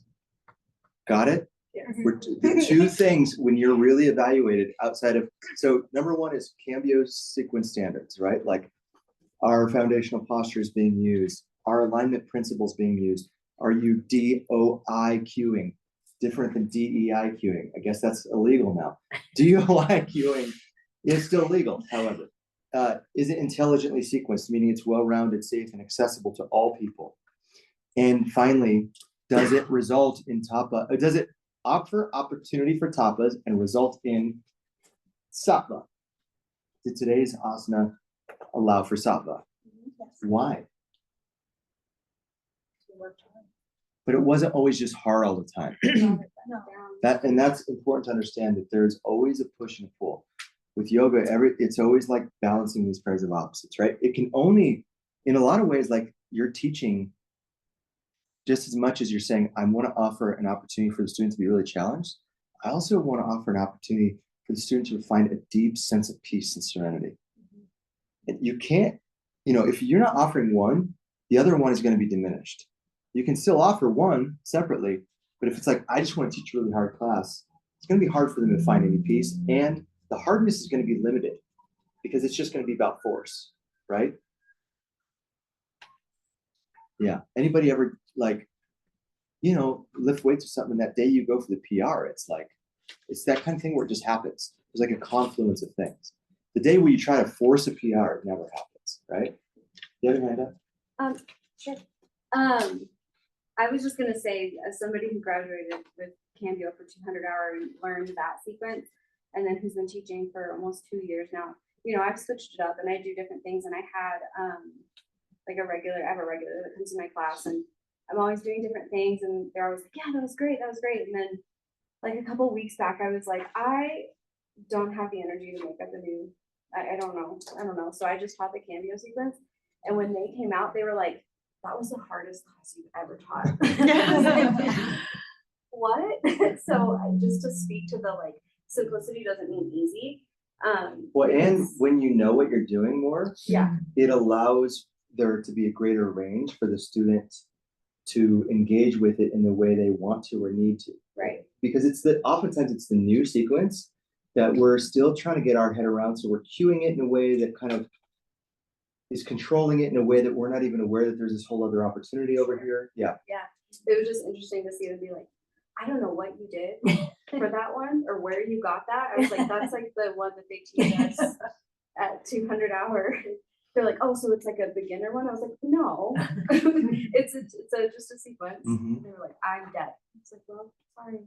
You're welcome. I've gotten that feedback sometimes before. That's really hard. Just to speak to the simplicity of. Okay, we've got to move on. Any questions about what's expected when you teach asana? It's a short list, but that's a lot in there, right? Yeah. And just remember, don't screw it up, okay? No, here's the thing. It's not about you. It's about your students. And in this particular context, you have a very specific goal and specific aim to prepare them for pranayama. And we know how to do it. Off of the top bus, create the space for the sattva. You do it with things that you already know to do. Rely on your tools. I've got to move on. What's this question? Just 45 minutes. That's the entire time we have. Yeah. So we cut a couple of things out? Or Oh, yeah. Cut about 15 minutes. No, don't speed up. No, I compressed, as opposed to doing camel, just do one of those back bend poses. Yeah, that's one way to go about it. Another way, think about, we didn't do half pigeon today. We didn't do triangle. Get rid of a lot of the half series. Yeah, you can get rid of a lot of the half series. We didn't do core. I also didn't have a full 45 minutes for my class because I spent longer time doing Nauli than you will be doing. Yeah.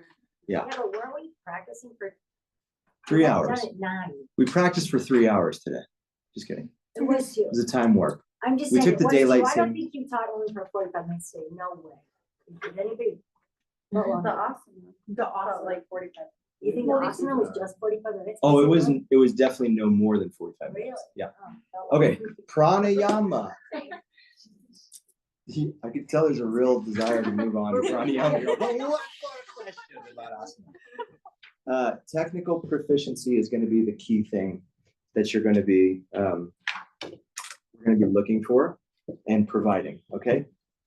Because pranayama is the most technical thing you'll be teaching. All right. So there's not a lot of room for artistry.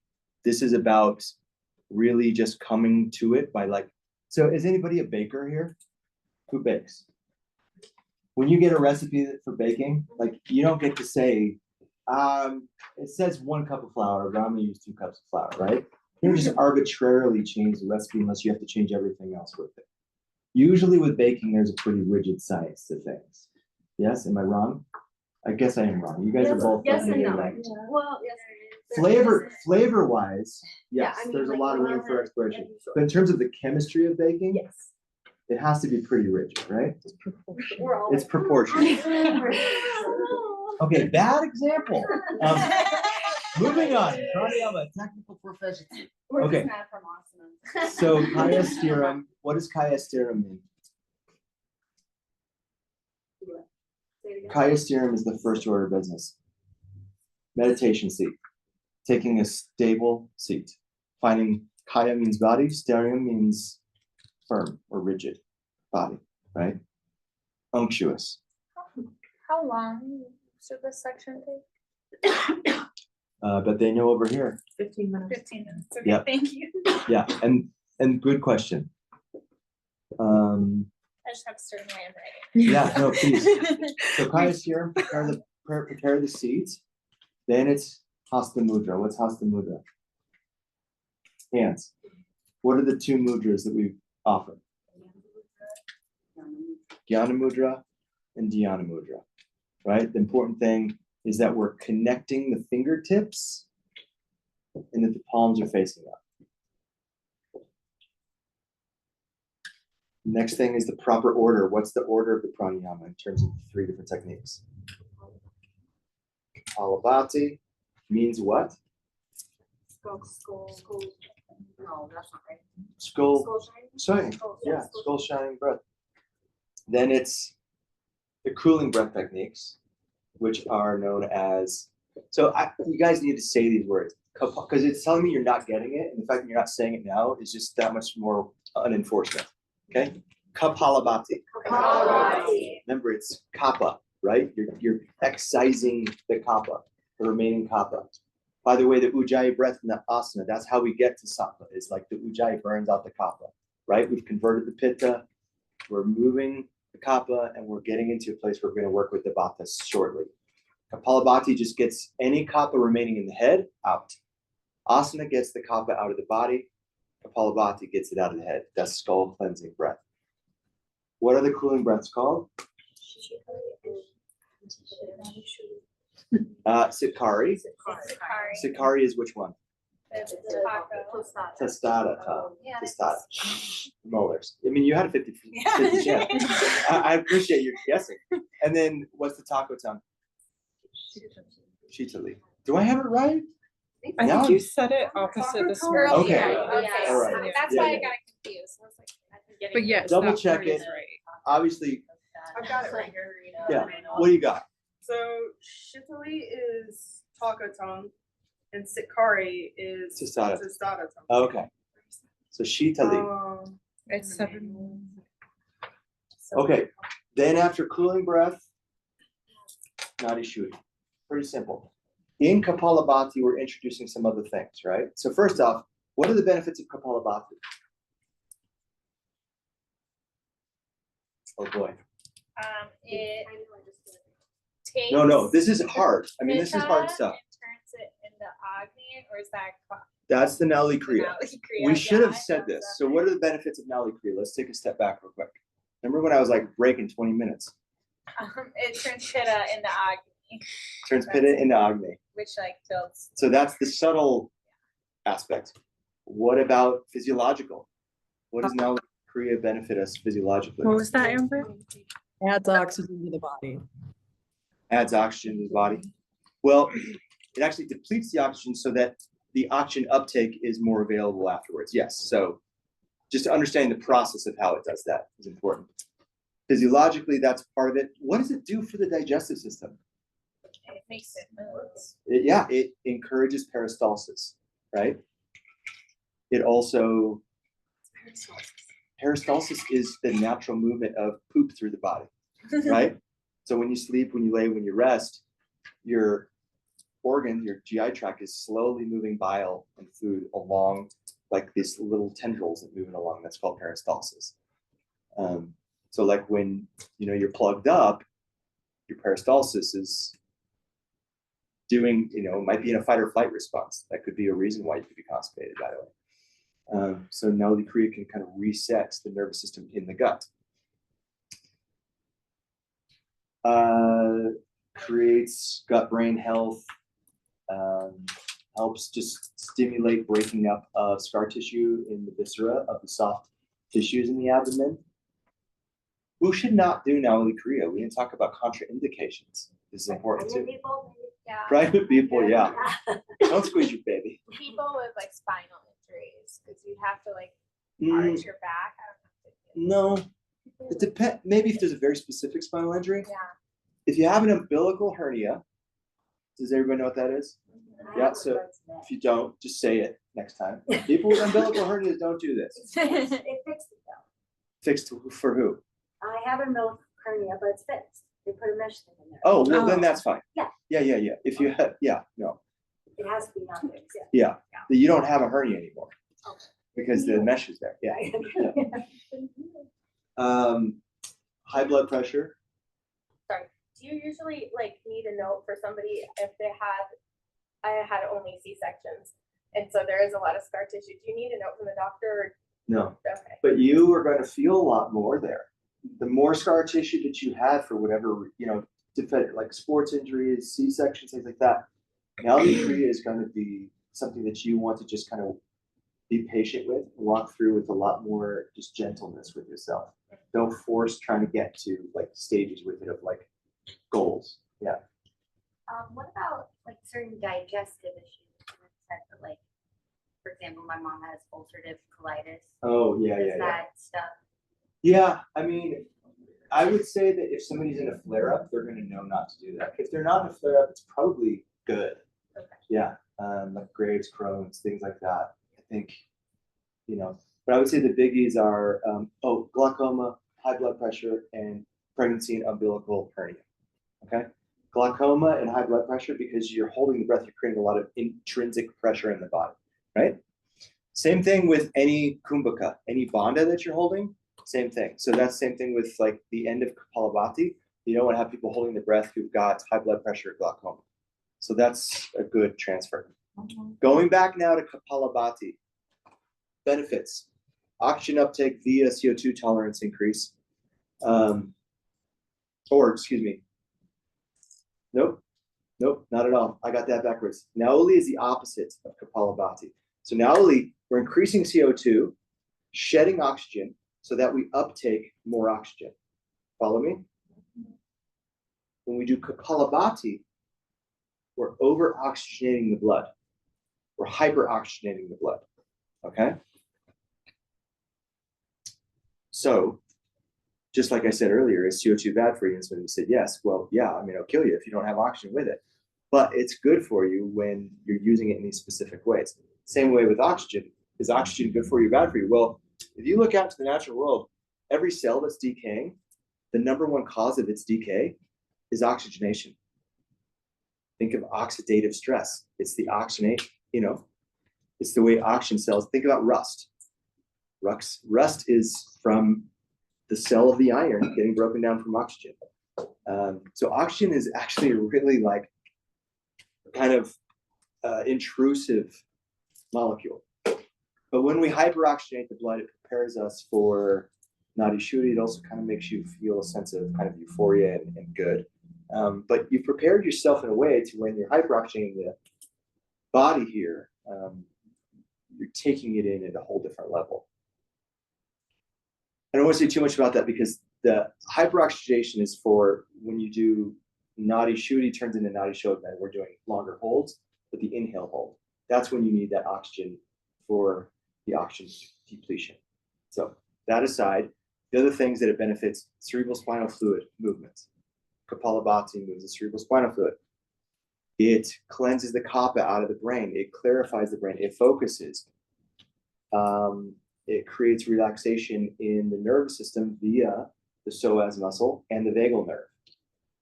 So, do I want you to know all these things? Eventually, but I want you to teach one of them.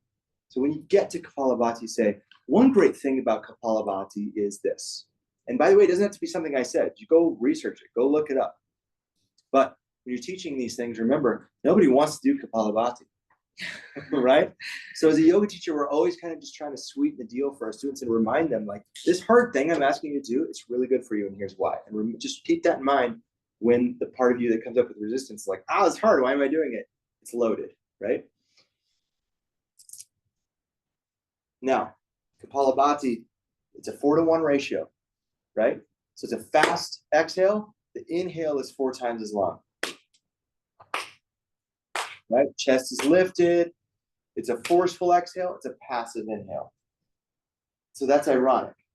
But because the inhale is so much longer, that's why we're hyperoxygenating. We're forcing the breath out, so it just floods in. right? So think about like if you had like a water bottle that's plastic and there's just a little bit of water in it. You squeeze out, but it's underwater. You squeeze out really hard, more water comes back into it. That's essentially what's happening with the lungs when you do Kapalabhati. Does that make sense? Or did I get the bacon metaphor thing? Okay. You burnt my brownies, bro. Okay. So benefits, contraindications, just technique. Make sure the chest is lifted. It's firm. It shouldn't be this. It's not a soft little rabbit breath. I'm really transferring a lot of my capacity, right? So if the volume of my lungs is 20 parts per million, whatever, right? I'm not just getting like a little bit out. I'm emptying my lungs. I'm really squeezing that water bottle so more water comes in, right? So it's not sexy, by the way. It's not a sexy breath because, like I said, I did promise I would wipe the snot off the face. I'm not sure I did, but moving on to the finer details of, we introduced the 3-part breath. No, we'll do that in cooling breath. But we do introduce Shambhavi Mudra. Say Shambhavi Mudra. Shambhavi. What's Shambhavi Mudra? Eyes up in it. So we introduce that during the hold after the Kapalabhatis, right? So we do Kapalabhati, we say, here's contraindications, here's one benefit, here's a technique, let's get into it. When we do it, we're going to hold afterwards and you're going to do Shambhavi Mudra, okay? And then a smooth breath out. The thing to remember when you're doing, so you also have to teach Jalandhara Bandha.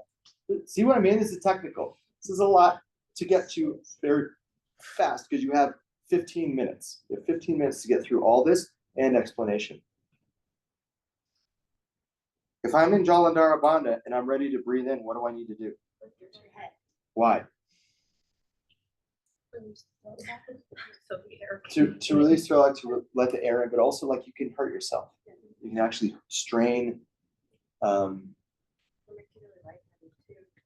Yeah, And there's are we a locking muscle. it in to keep the prana in? Is that what we're doing? Absolutely. So we lock it, unlock it. Yeah, exactly. And you're locking it down. You should not feel any pressure in the skull. Yeah. I have one question about the whole body. So if someone does have high blood pressure or is pregnant in class, what is breathing technique would you guide them to do instead?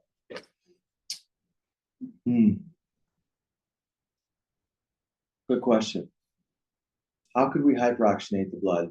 Move the cerebrospinal fluid. So I would say just like maintain an ujjayi breath, perhaps, but with a longer inhale. So we kind of want to always, the rule of thumb with breathing is that we always want to have a 1-to-2 or a 1-to-1 ratio. Everything's in kind of ratios. So if you're breathing out for 4, breathe in for 8. This is called Brahmana technique. So you breathe out longer, it's called Langana. Breathing out longer down regulates the nervous system. Breathing in longer charges. So out, longer exhale clarifies the mind, clarifies manas. Longer inhale charges prana. Okay? So that's what we're essentially trying to do with Kapalabhati.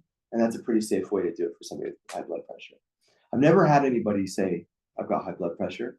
By the way, because most people who do yoga either A, are healthy, or B, are aware of their health and usually take blood pressure medication. Or by that point, maybe you just say, well, see how you feel, or just don't do it as hard. I mean, the thing is like, it's really only a contraindication when we're going hard at it.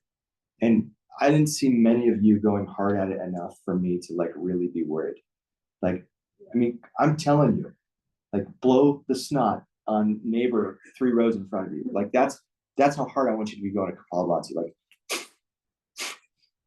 but also notice this, right? That's incorrect. I don't want chest and shoulders. Can you move the iPad in? Yeah. I don't want chest and shoulders to be the mechanism that's operating the breath. It's here, right? Now there's some small movement here because I'm pumping so hard, but it's very different than, right? Where I'm really relying here to do it. It's, keep my chest lifted.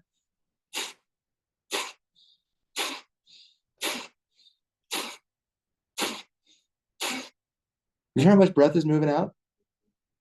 Could you hear it? Yeah. Okay. Okay. Now we move into cooling breath. Oh, that was like good. Just a few of those. I'm already like, zzz. Yes. Questions about cooling breath? This is where we introduce the 3-part breath. This is where we introduce the Jiva Bandha as well. Okay? 3-part, is it up and down or is it double up? Double up in pranayama, why?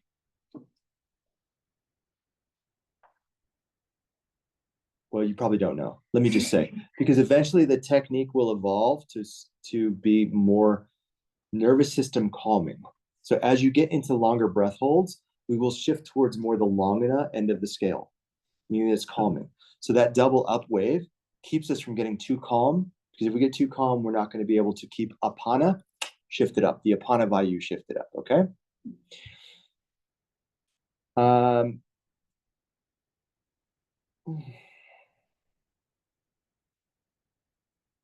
Yeah, okay, let's get into Nadi Shuddhi real quick. This is called Vishnu Mudra. Say Vishnu Mudra.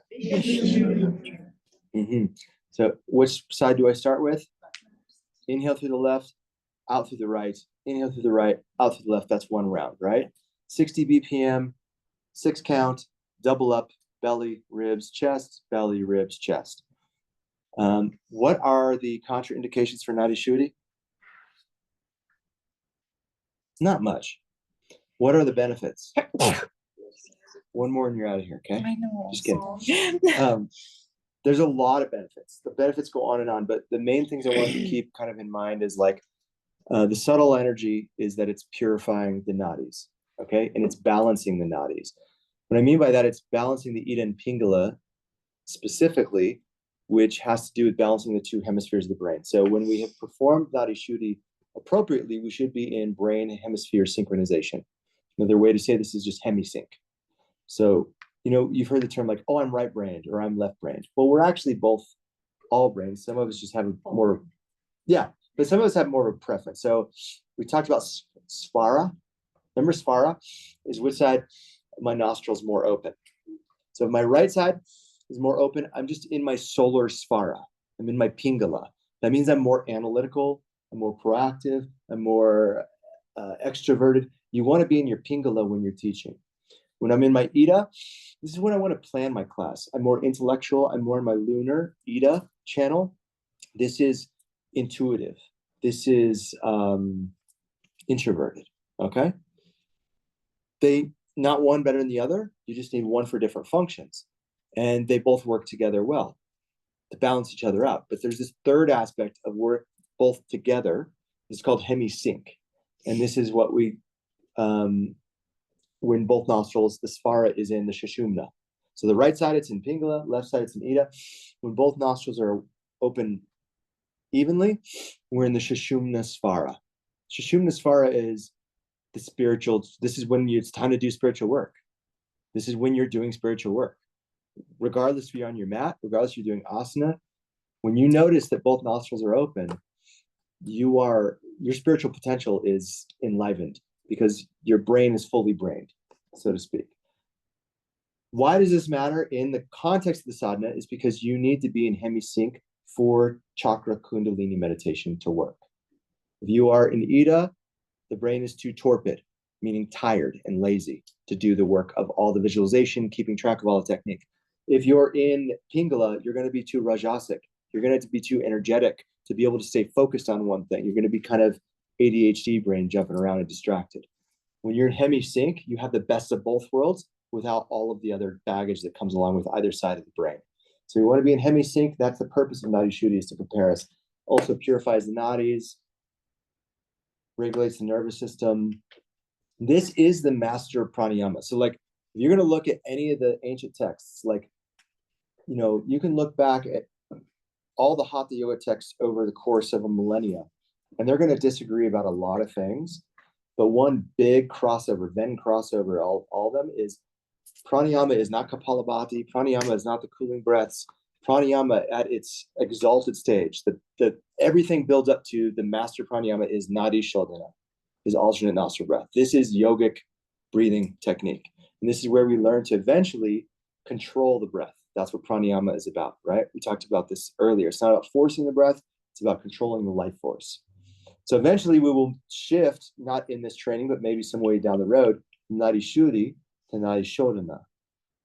And that's where it turns in, the benefits turn into a different thing.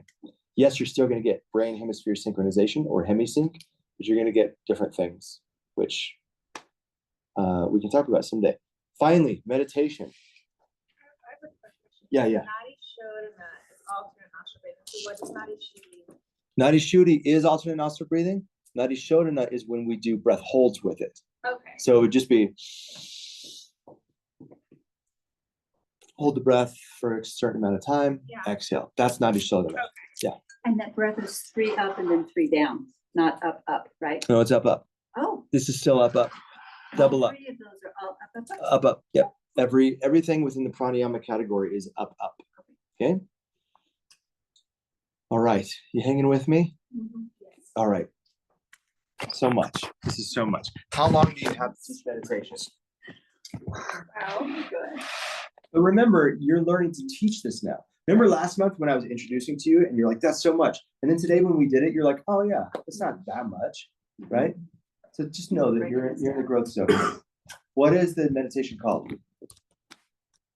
Chakra. Meditation. Close. There's a middle word. Chakra Kundalini meditation. Okay. So CKM, it's also known in Sanskrit as Bhuta Shuddhi. Bhuta is like the elements, right? So you think you have each chakra is related to an element. Yeah. Earth, water, fire. The element of each chakra represents the karmic load in that aspect of your energetic body, right? So Bhuta Shuddhi, you're cleaning the elemental karmic effect from each of these chakra locations. You're removing their influence on you so that you can move through the chakras. So now let's get into the benefit of the CKM. Benefit of CKM is so that you can move into different states of mind according to when you need to be where. Okay, so let me explain. Somebody may fire off an email saying, I can't believe you did this, Trevor. What were you thinking? And you go right into your fight or flight, right? But that might not be the best approach to respond to that email. Chakra Kundalini meditation gives us the opportunity to basically play the chakras like a xylophone. So we're just playing the scale of it so that when we go into the orchestra of life and we hear a song that's in F, we don't go, oh, well, I only play root chakra, right? When I get this kind of email, we can go, oh, this is an F, or the response needed here is heart chakra, right? So I can go there because I have practice taking my conscious awareness, my attention, and placing it in these basically psychic locations. You following me on that? That makes sense? Yes. Somebody explain it back to me because I'm not sure I made sense for everybody. Give it a shot. Yeah, it's just preparing you to be dynamic in which chakras uses life requires a need. Thank you. Yes, yes. I was gonna say it's like going from an automatic car where your emotions drive you to a standard car where you can shift from chakra to chakra. Boom. Both correct. Yes. Two different ways of saying it, both great. Are we getting clear about what it prepares for?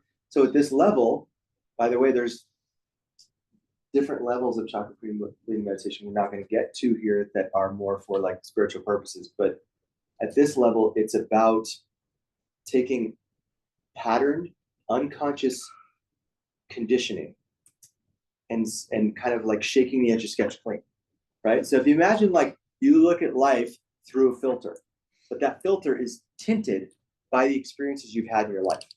So that when something comes into your field of view, you see it through that tinted filter and it colors your view. So you're not seeing it clearly, right? Chakra Kundalini meditation cleans the filter so not only that you can see it clearer, but also respond appropriately according to now a clear perspective of what the situation needs. Does that make sense too? All right. So there's no real contraindication for this. It's 3-part up and down. That's how you start. Then you allow them to visualize the red line. Think about your order. Think about your pace. Think about your voice. Think about the ambiance and presentation and energy of the space that you're holding as a meditation teacher when you're teaching this. You add on the chakras, you can guide them through 1 or 2 times, but once you get them going on the technique, give them broad spaces to experience it. Don't interrupt every 30 seconds. Like, you know what I mean? Like, let them have a good 3 to 4 repetitions before you insert another cue, because your cue will interrupt the focus. This is not what I called earlier a white wall meditation. This is something in yoga we want to avoid. White wall meditation. What is a white wall meditation? It's like you try to think of nothing. Right. Or you meditate, you just check out.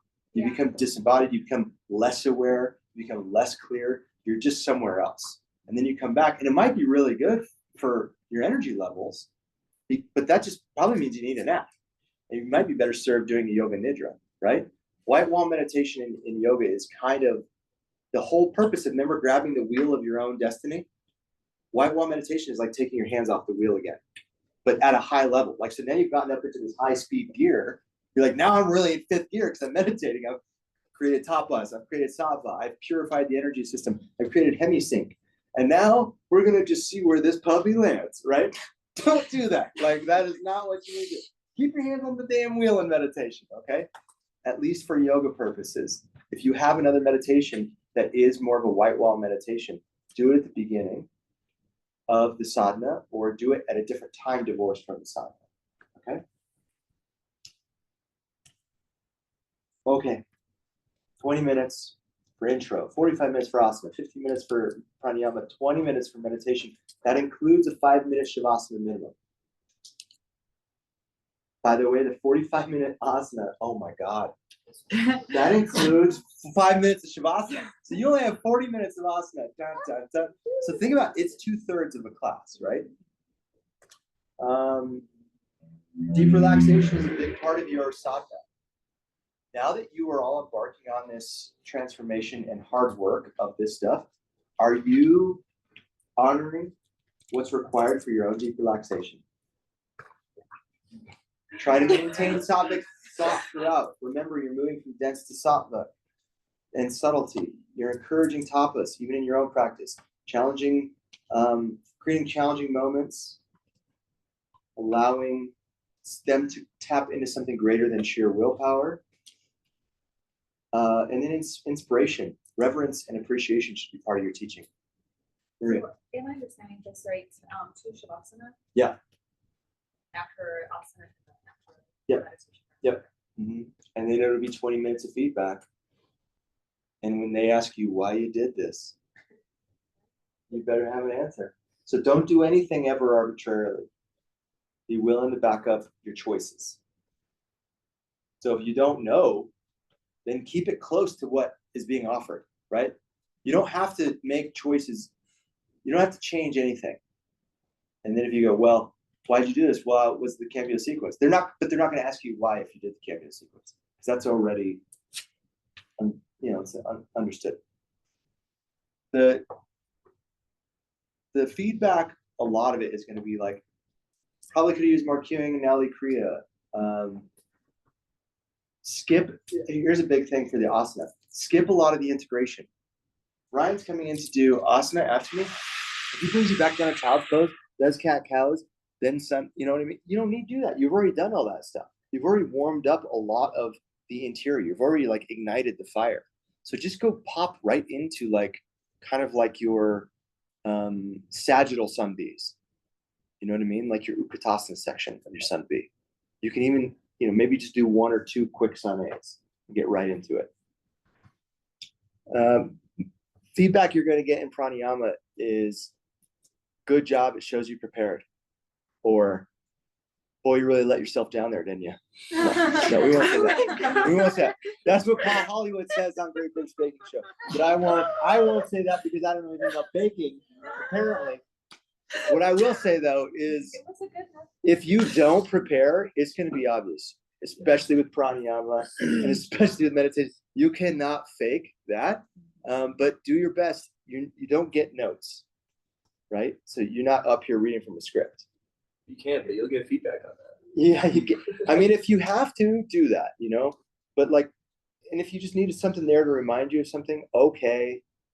I prefer it not, but if that's the only way you'll do it, then do it.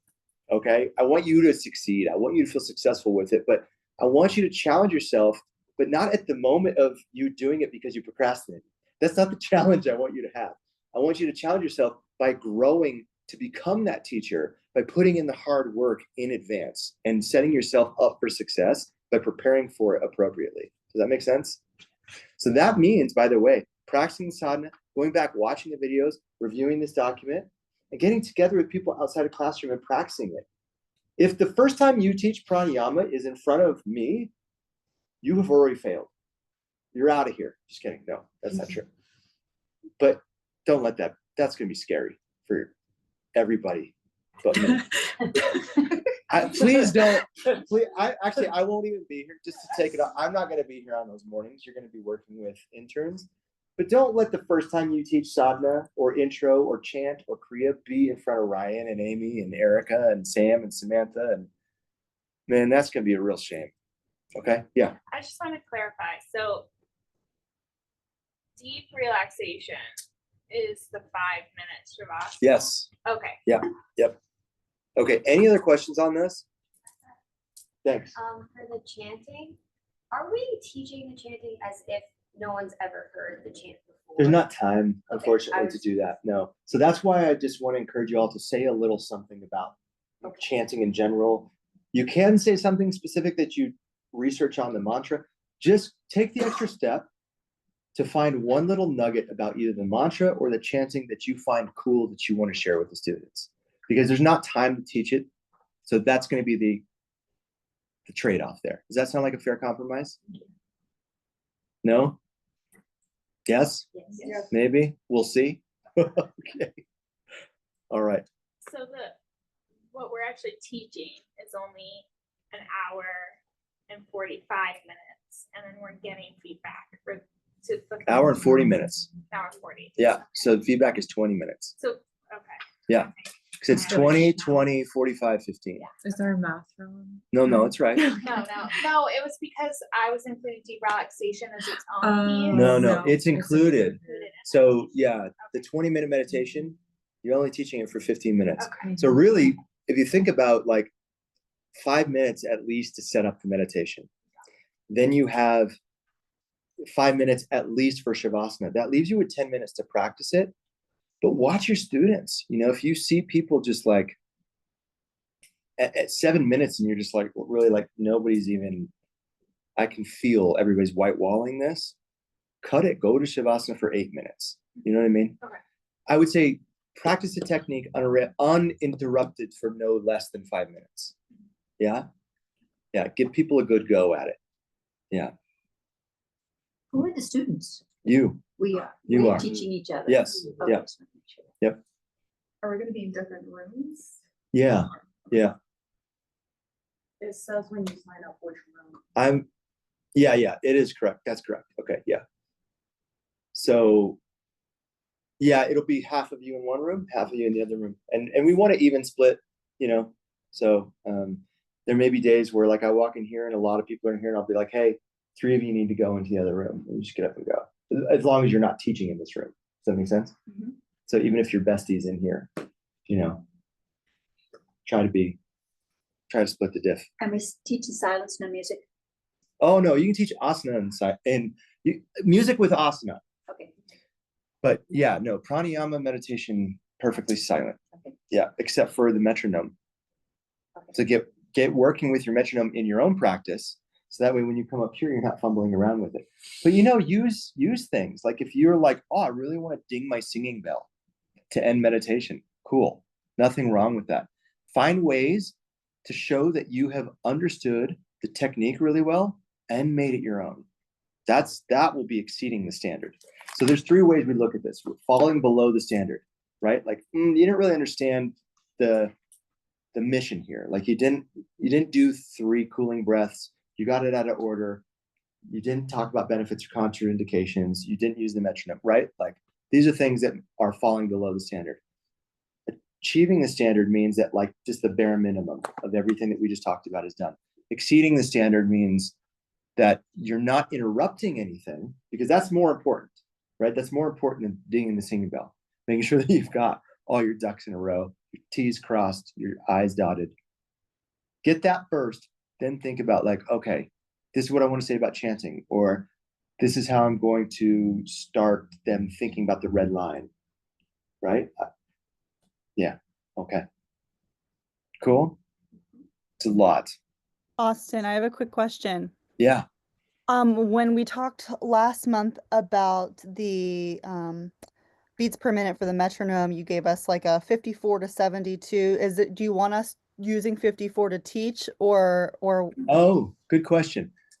I would say if you, I would say start slow with Kapalabhati. So the first round, I would do 54, bump it up by 9 to 63, and then you could bump it up to 72 for the third round if you wanted to change it. So 9-minute increments, no more than 9 beats per minute increment changes. Does that make sense? Yeah. But you could do all 3 rounds at 54. That's what I did today. It's harder, slower, but it teaches you the technique better. Okay.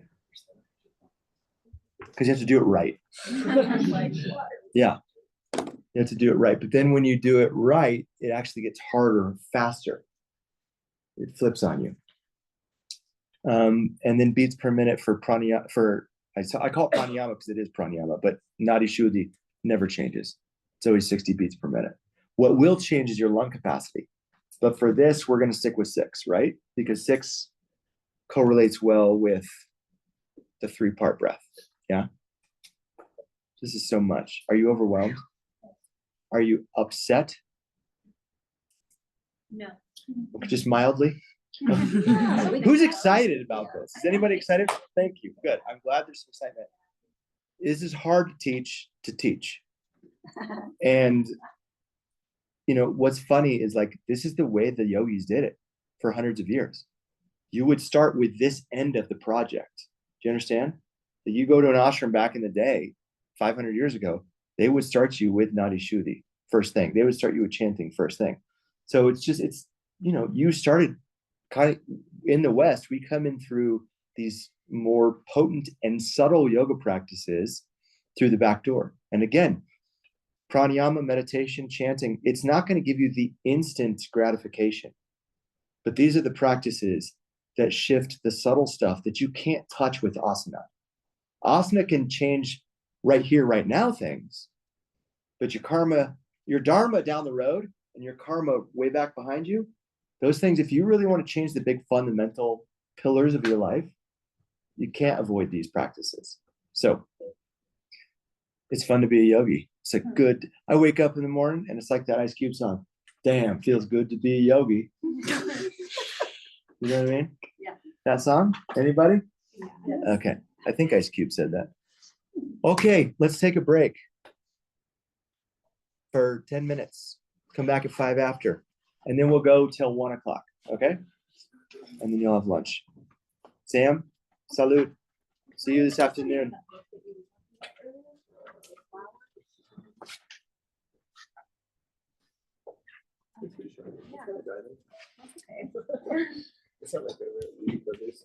What is it?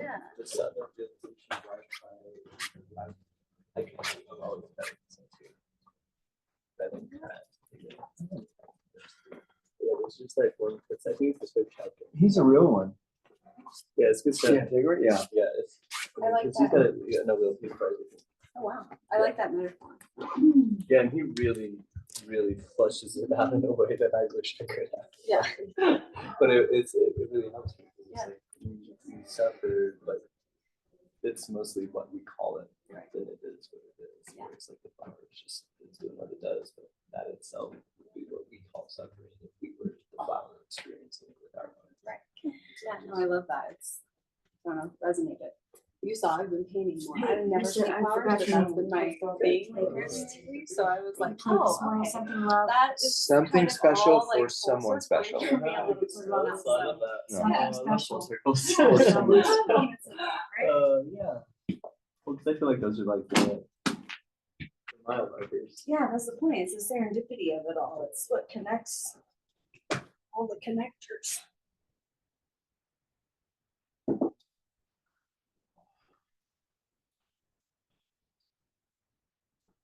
when I started posting some of the art that I've been doing, I have a couple friends who know me pretty well, and like hours. I Hey, was like, where you going? That's what came out. that's where I'm at right now. You don't want to stick around? No, I know. No, you go. You got it. Where? What are you gonna do What's though? coming out? That's how it is. You got Right life. now, I don't know any flowers. Right, like I just, and it's not like something I'm like, oh, I'm just. Plan for what? So it's interesting, anytime I sit down, it's like, I'll start trying to do something. Oh, else, it's and cool. it turns into Yeah. that. It's just like, Nick all right. There it goes. Why? Yeah, for a long time I just painted skies. I really like flowers. Yeah. Skies, I did skies for a while, and then I did just like haphazard chaos, you know, like abstract. And so, and then I hadn't done anything for a while, and like I said, I sat down, I was like, all right, here we go. And then I'm like, what is this? Okay, flowers, cool, cute. We love like a soft little like flower meadow field bubble moment. We love that. Don't understand it, can't relate to it, but maybe I'll send you someday. some of my favorite flowery artists. There's one in particular that she does do, like a lot of fields of flowers Yeah. and trees, and I love Yeah, I love it. It's been fun to at least explore that side of my personality that I don't look at, I guess. like a softer, Softer, more feminine, feminine. more like, I don't even know what it is, just that Oh, like. I love the flower, curves. you know, Yeah. not everything's so like serious and like straight. It's so fun. You should. You know, straight laced. I love the excitement. Like right now, Well, this was the first. because I was painting more landscapes and more of this. I don't know, more feminine, I guess. And lately, I've been like, I have to go back to some of my old stuff. Yeah. And like, let me paint some of the stuff that I used to paint and see what that feels like. Yeah. And it's just I think when they're pretty, The I love them. progression, like it's like yeah, you can go in with the No. idea of like, Every oh, I opportunity want to go to do do it. this. You're You young. know, Oh. and did not have any sort of like, okay, well, I did it. But yeah, the paintings I've been doing are nothing like I've ever done before. So getting to sit there and kind of be like, okay, so what is needing to come out? Or what does it mean that this is what I'm drawing now? And then I'm so drawn to and wanting to create or inspired by. So yeah, it's really interesting. And like, I use femininity very loosely because I don't mean it in like the general way, but in the like. When I started soft school, I was like, side, I need to make it's shirts like on. Thunderstorms, clouds, you know, abstract, Sharper, sharp, harder. yeah, Love like it. chaotic kind of thing to now this like very, I mean, I painted a bubble with the flower in it, you know, it's just like, okay. Yeah, But that might be kind of like a nice, like, psych. So it's interesting to see like, okay, who is I'm this gonna roll your person nuts, who you can't wants leave. Yeah. yeah, it's. Oh, I have so much stuff. It is hot I in mean, here. it's just, creative expression in general. The sun is shining for sure. It is warm over here. This is 36 outside. Really? Really? It Oh, says that's good, I think. it's 75 in here. Yeah, you'll have to send me that. Yeah, I picture, I will. wanna Yeah, see. I mean, it's, I create expressions. I mean, Yeah. that's what I think it is. Yeah, That's well, the and to- answer. Right, one, and to like, look at it, and you know, like sometimes it's like, okay, yeah, you paint because that's what you do, you're an artist, of course you paint.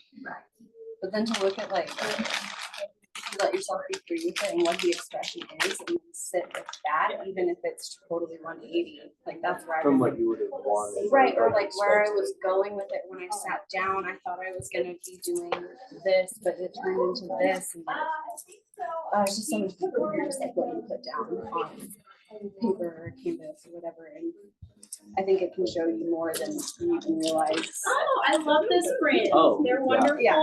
I mean, it's you. They're one of the I like that two to yoga me, brands that have a inside you go Is there, that it's an seriously?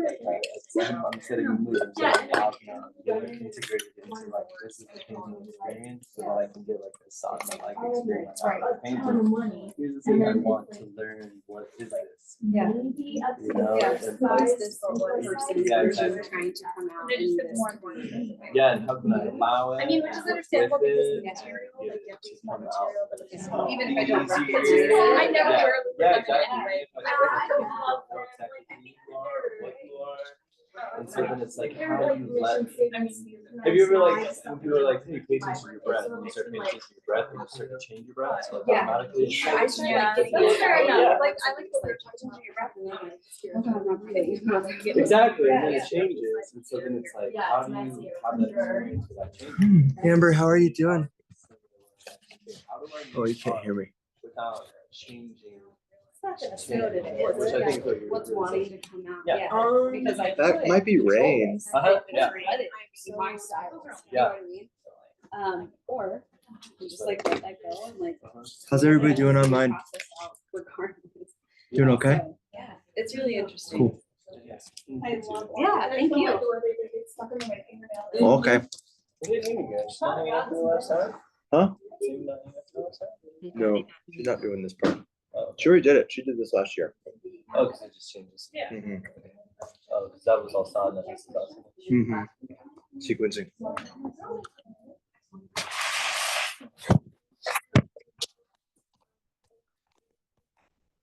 Mhm. Oh.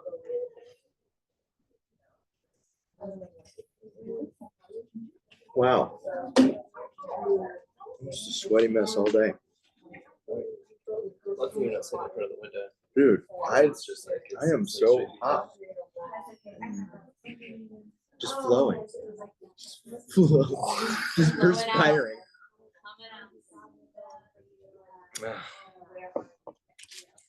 I was reading the other night, and I was reading How to Be Good, and it was talking about like if you're sweating drinking pranayama, so you start rubbing it back in.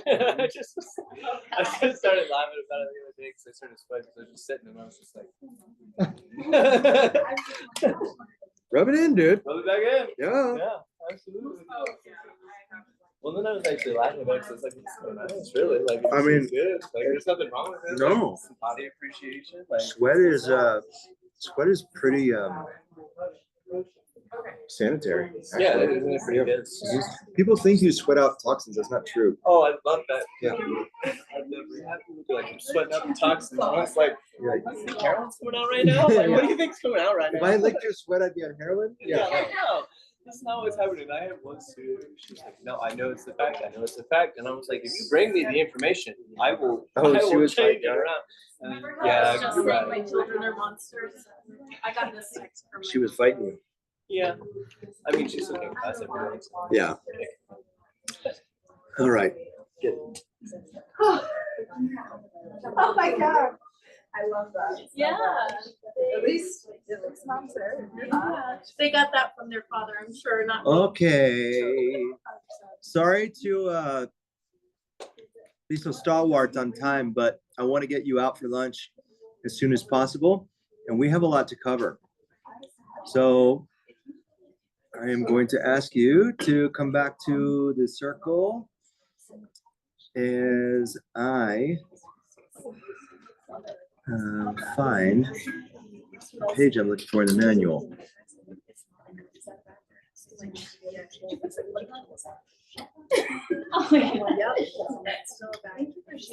Oh, okay. Those of you who are worried about teaching the Sadhana well, there's a really great how-to that is a secondary how-to in your manual under section 7.4 that gives you much more in-depth stuff than what I did. So things that you will be asked about that we didn't cover everything, okay? So just look that over before you teach. Like, go just look at it, be like, okay, teaching this section this month, so I'm just gonna look here. Now, we're gonna talk about sequencing now because we're gonna get into developing our first sequence, all right? So I have page 20 in the manual is where this starts. Let me double check. Oh, sorry. Let's just say that it is section 2.4.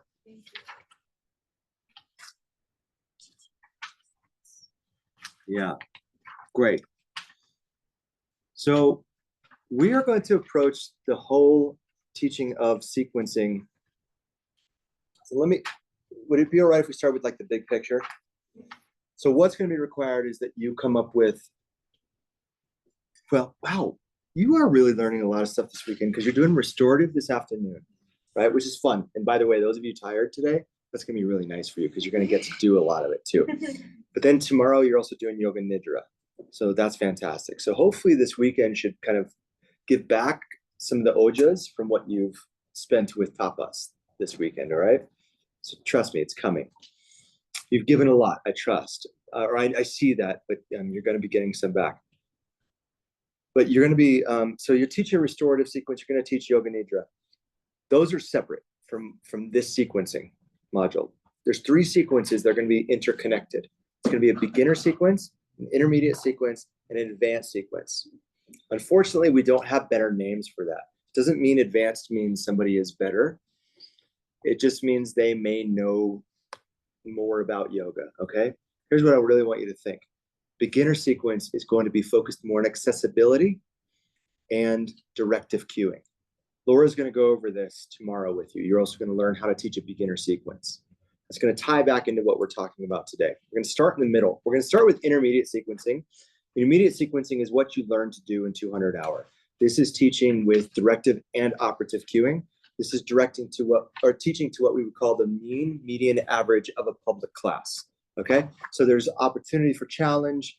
There is some advanced stuff, meaning, you know, high level stuff of like, you know, crow, but also even cueing, right? Like cueing operative cueing isn't any less than integrative cueing. It's just a different thing. Operative cueing can be really advanced, right? Like understanding that in triangle, my front leg, I might be rotating from the kneecap to the hip externally through the thigh, and then from the kneecap down to the big toe mound, I'm rotating internally. Now, to teach how to feel that and find that is the tricky part, because you can't just say that. There's a process to finding it, because you have to turn one set of muscles on, keep part of those muscles turned on while you turn the other set of muscles on. So operative cueing is actually highly technical, and some of the best teachers I've ever known never get into integrative teaching, right? They never mess with vayus and doshas and gunas and chakras and koshas and all that stuff.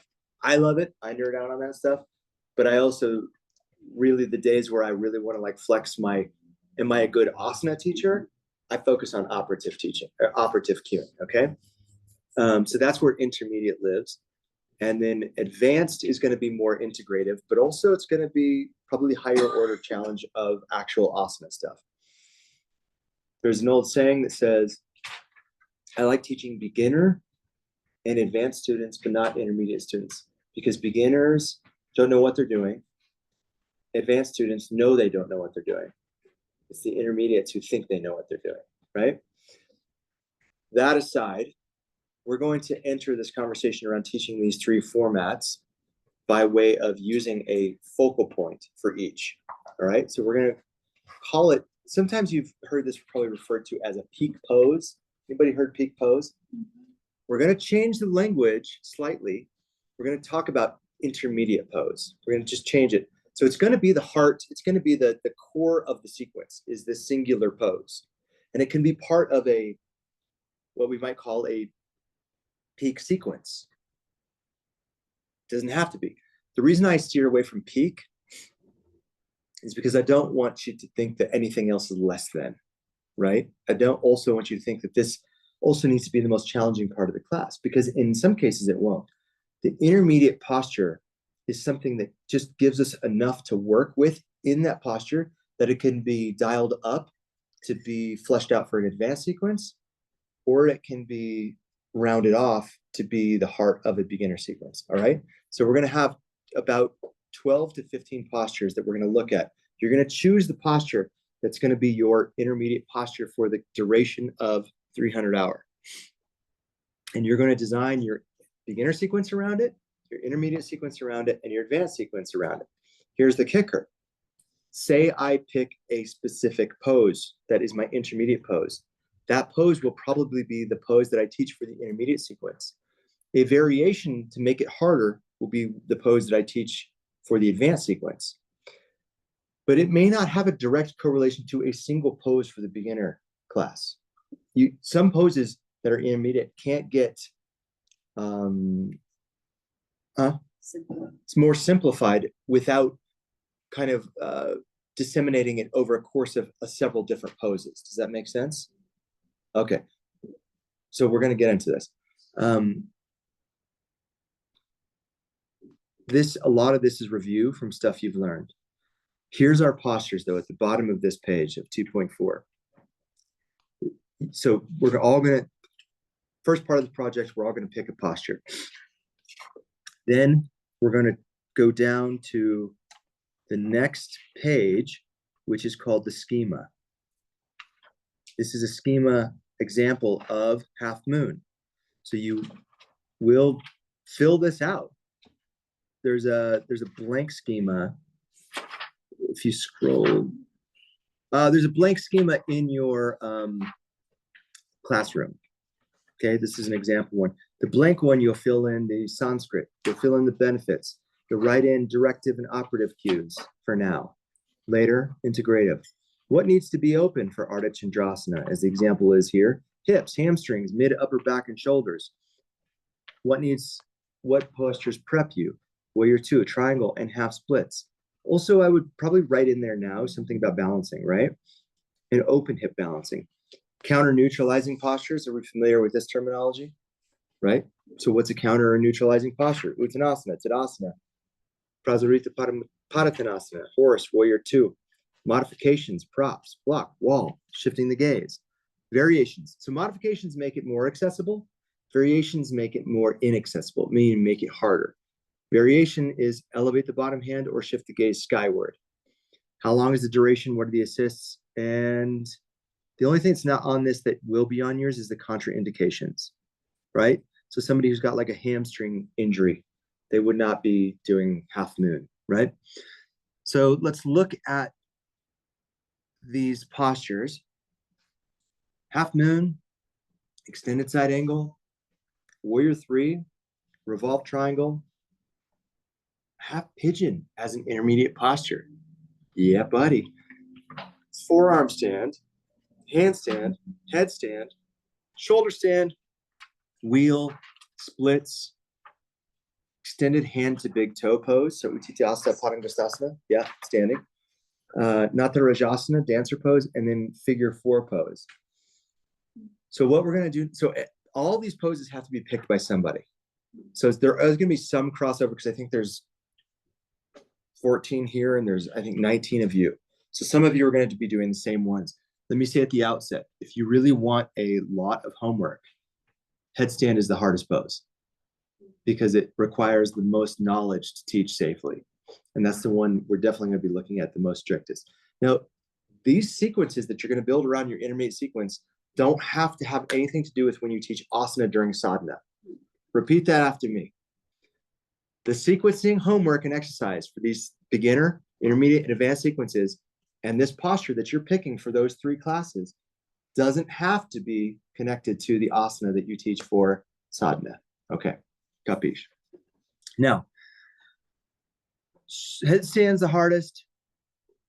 Shoulder stand's the second hardest.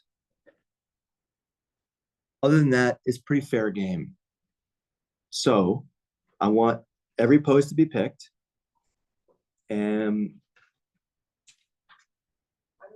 how do we pick it? Now? We're going to pick it now. Yeah, Okay. you're going to just say, what do you want to do? What do you want to do, Peg? Dancer, why?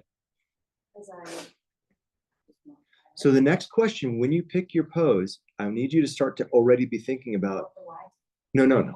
Think about what will be the advanced version of it and what will be the beginner version of it. But you don't have to have the answer right now because actually after we pick the postures, we're going to break up into small groups and spend a little bit of time talking about that, okay? Sierra? Forearm stand. Forearm stand, you got it? Half pigeon. Half pigeon? No, I was gonna say half pigeon. That's okay. You can take half pigeon. We're going to have people do two. Okay. Reba? I'll do headstand. Yes. I'm gonna do handstand. Handstand, great. Okay. Shoulder stand. Shoulder stand, good. Dancer as well. Warrior three. Warrior three. Figure four. Figure four. Wheel. Wheel. Say. Yep. Is that on there? That is. Good. That's a good one. Half moon. Okay. Is that everybody? Revolve triangle. Revolve triangle. Okay, what about you online? Just go for it. Pick one. Did somebody say headstand? They did, but just one No. person. So take it. It's I No, I love will the take it for the team, but I wouldn't just take it. oh, okay. Yeah, we have a headset. What do you want to do then, Amber? Half moon. We already have 2 half moons. Oh, okay. Here, I just X'd out of it accidentally. That's okay. Um, Let me come back to you. Yeah. Let me come back to you. Tisa, are you ready? Do you have one? I know it's like commitment issues, right? You're like marrying yourself to this pose. Alexis? Yeah, I have major commitment issues. I'm gonna do revolved extended side angle. Yes. I love that for you. Well, I'm not sure that I love it for me No, yet. that's a juicy one. That's a juicy one. Ashlyn? Oh gosh. I want to choose figure 4 because it's safe, but I'll do wheel because it'll be harder for me. Okie doke. So is that everybody? Alexis just got, I quietly to the side. It was kind of, yeah. We didn't make it. I Did didn't. anybody pick extended hand, the big toe? I'll take it. What were you doing? Handstand? Yeah. But I want somebody to do handstand. Somebody has headstand. Reba has headstand. I can take that one. What were you doing? But we already have. Okay. You'll do Extended. Usita Parangasasana? Okay. Cool. Thanks. Awesome. All right. Now, let's take about 5 minutes to just fill out the schema. So if you just take a blank piece of paper and you can just go to the next page and then think about, okay, what's the Sanskrit? What are the benefits? What are some cues to get into it? What parts of the body need to be open? What prep postures will help? What counter postures? Modifications and props, variations. Let's just take 5 quick minutes, okay? And Ryan and I are here. If you're like, hey, I'm stuck, help me out, call us over, okay? And if you need this to be a discussion with somebody around you, Amber, did you settle on one? Sorry. The split's good. Splits is good. I like you're just like splits, I guess. Well, if there are too many splits, I'll do something else. I couldn't really hear when it was going. Yeah, no, there's only one splits, and that's Well, we'll have a pair. yeah, that's a good one because some of these postures can really only advance one way and begin, shift the other way in one way. Splits you can do, I think, numerous ways.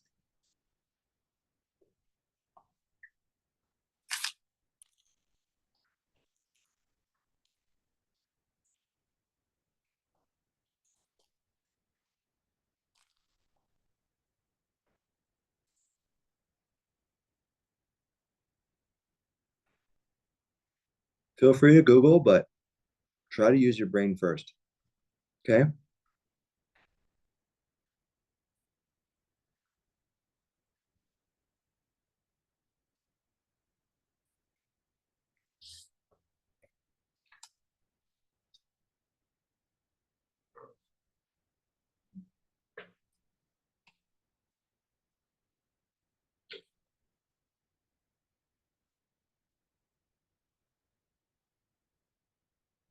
Are we doing the cues for the intermediate or for, okay, just wanted to- thank you. Oh, by the way, headstand.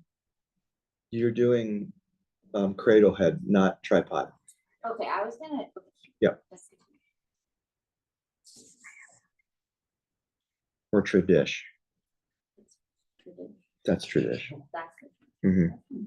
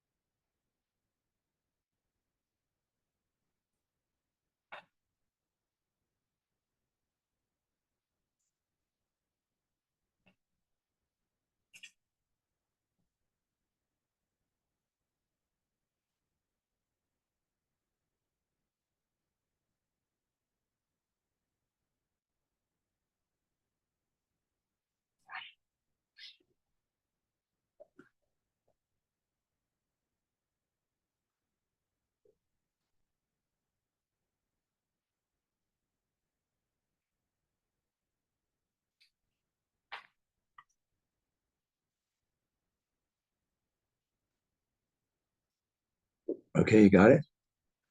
Done? Close? That's the problem with those iPads sometimes. That's okay. We're not gonna have to turn this in. You have plenty of time to work on this. I just wanted to get you a start on this, just to see what it feels like to like really think about entering into, because in 200 hour, we do a lot of this thinking for you, right? So now I want you to like learn to use your brain in your own way of like coming back to this first question. And let's go around real quick and just popcorn. Not everybody needs to answer this, but let's think about this in terms of like, what does this question really mean? What is the purpose of your pose?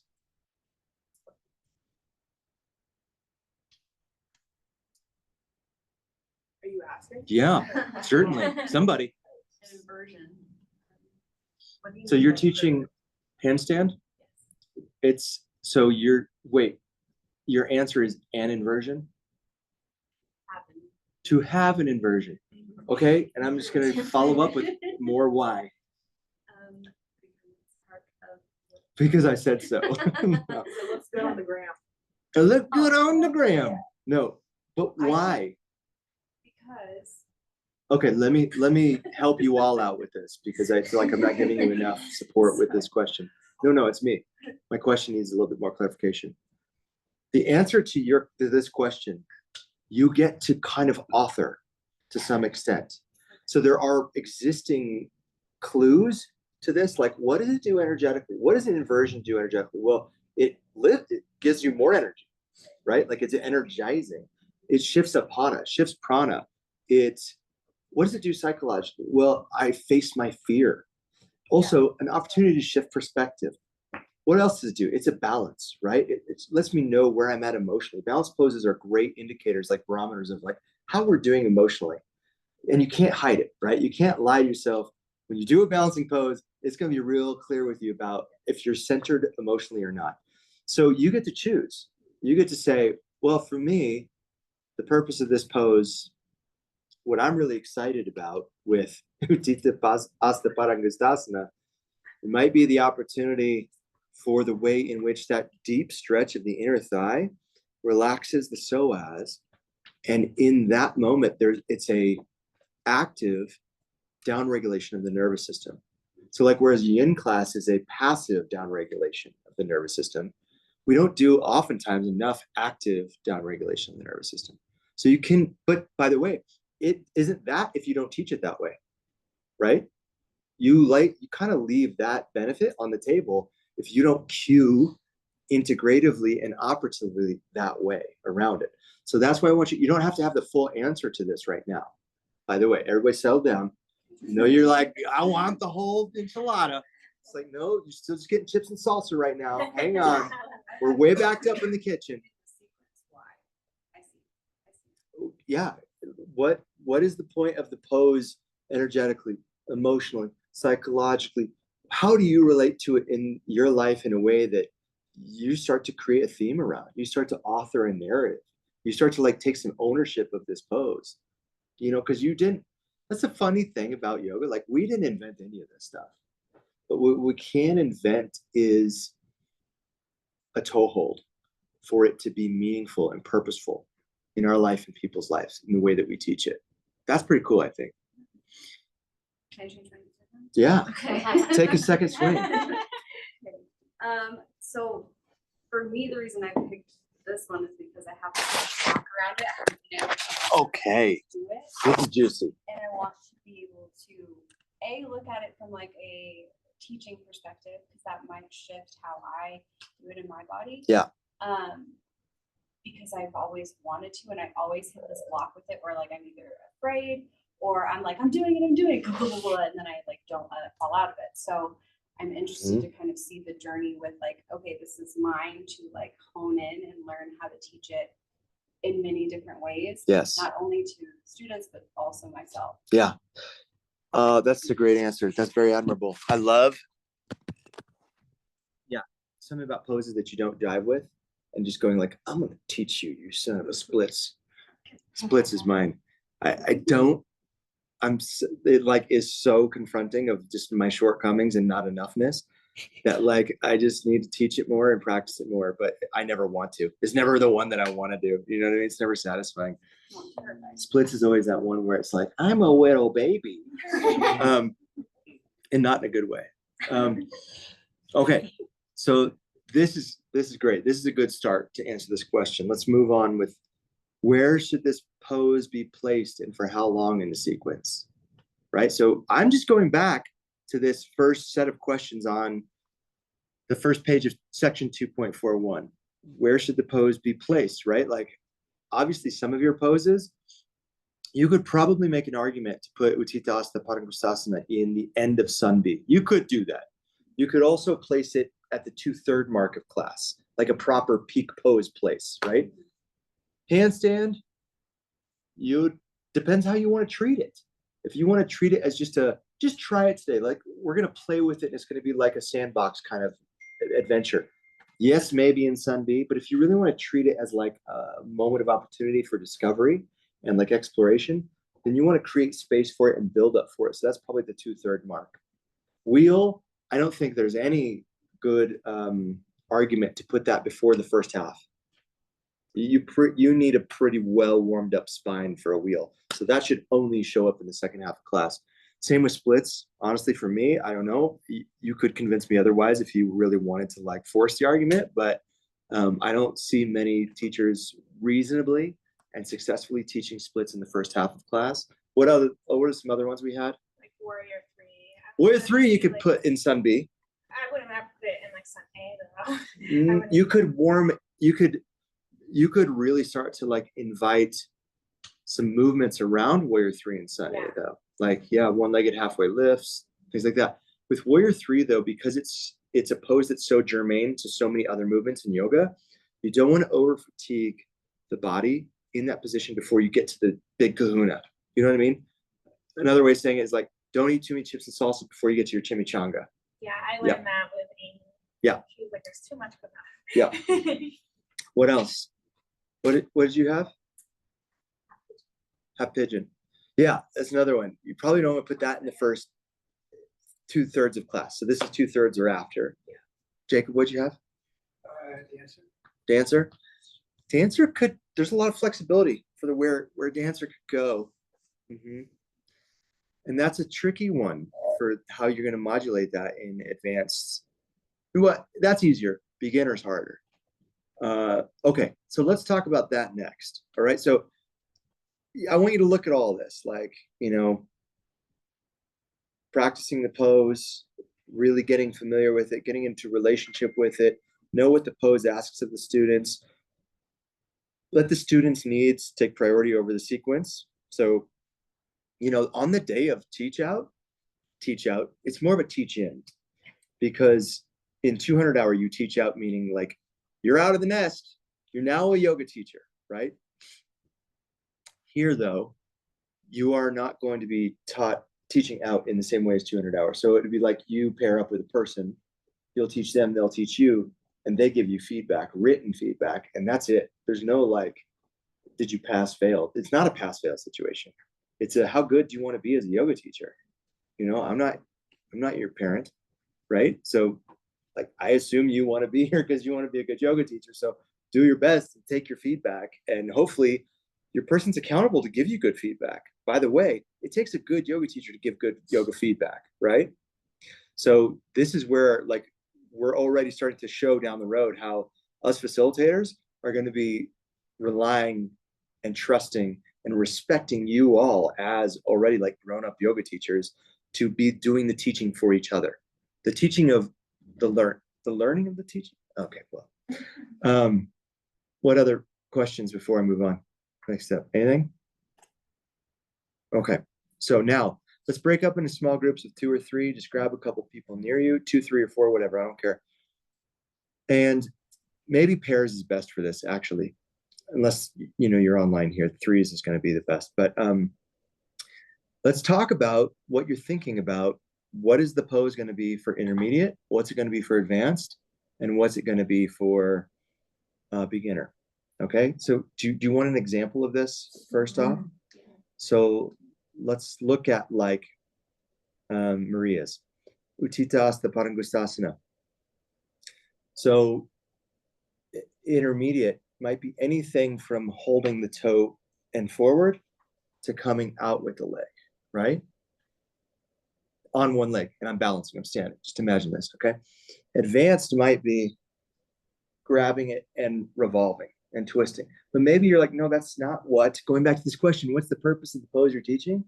Maybe it doesn't have to do with rotation. So how can I make that posture advanced without finding that?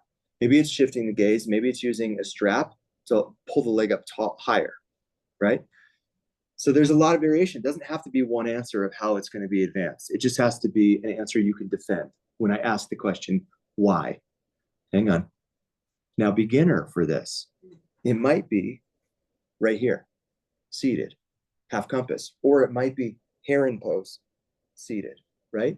It also might be the standing posture against a wall. When you're treating it in the beginner, as you're going to learn tomorrow afternoon with Laura, what I want you to focus on more, it's less about being clever and focusing it into a modulation of a single pose, but really think about it. The beginner sequence is going to be the real opportunity to adapt a full sequence in an accessible, really invitational way to a student who knows nothing, to really take them well beyond the ignorance of their own body into the intelligence of their body, right? We all have an inherent intelligence in our body, and that's one of the things that makes yoga so brilliant. And the sequence that you're learning that can be a 200-hour is that, you know, that sequence, the purpose of it is you get a well-rounded class. And that's kind of the long and short of it. But now you're tasked with teaching a well-rounded class to a beginner, but with a specific focus. So for Maria, it's less about, I don't care so much how does that pose show up in the beginner sequence. It's more about what is the effect of that pose according to Maria's answer of that. And Maria, it might be external hip rotation, or it might be stabilizer muscles in a balancing.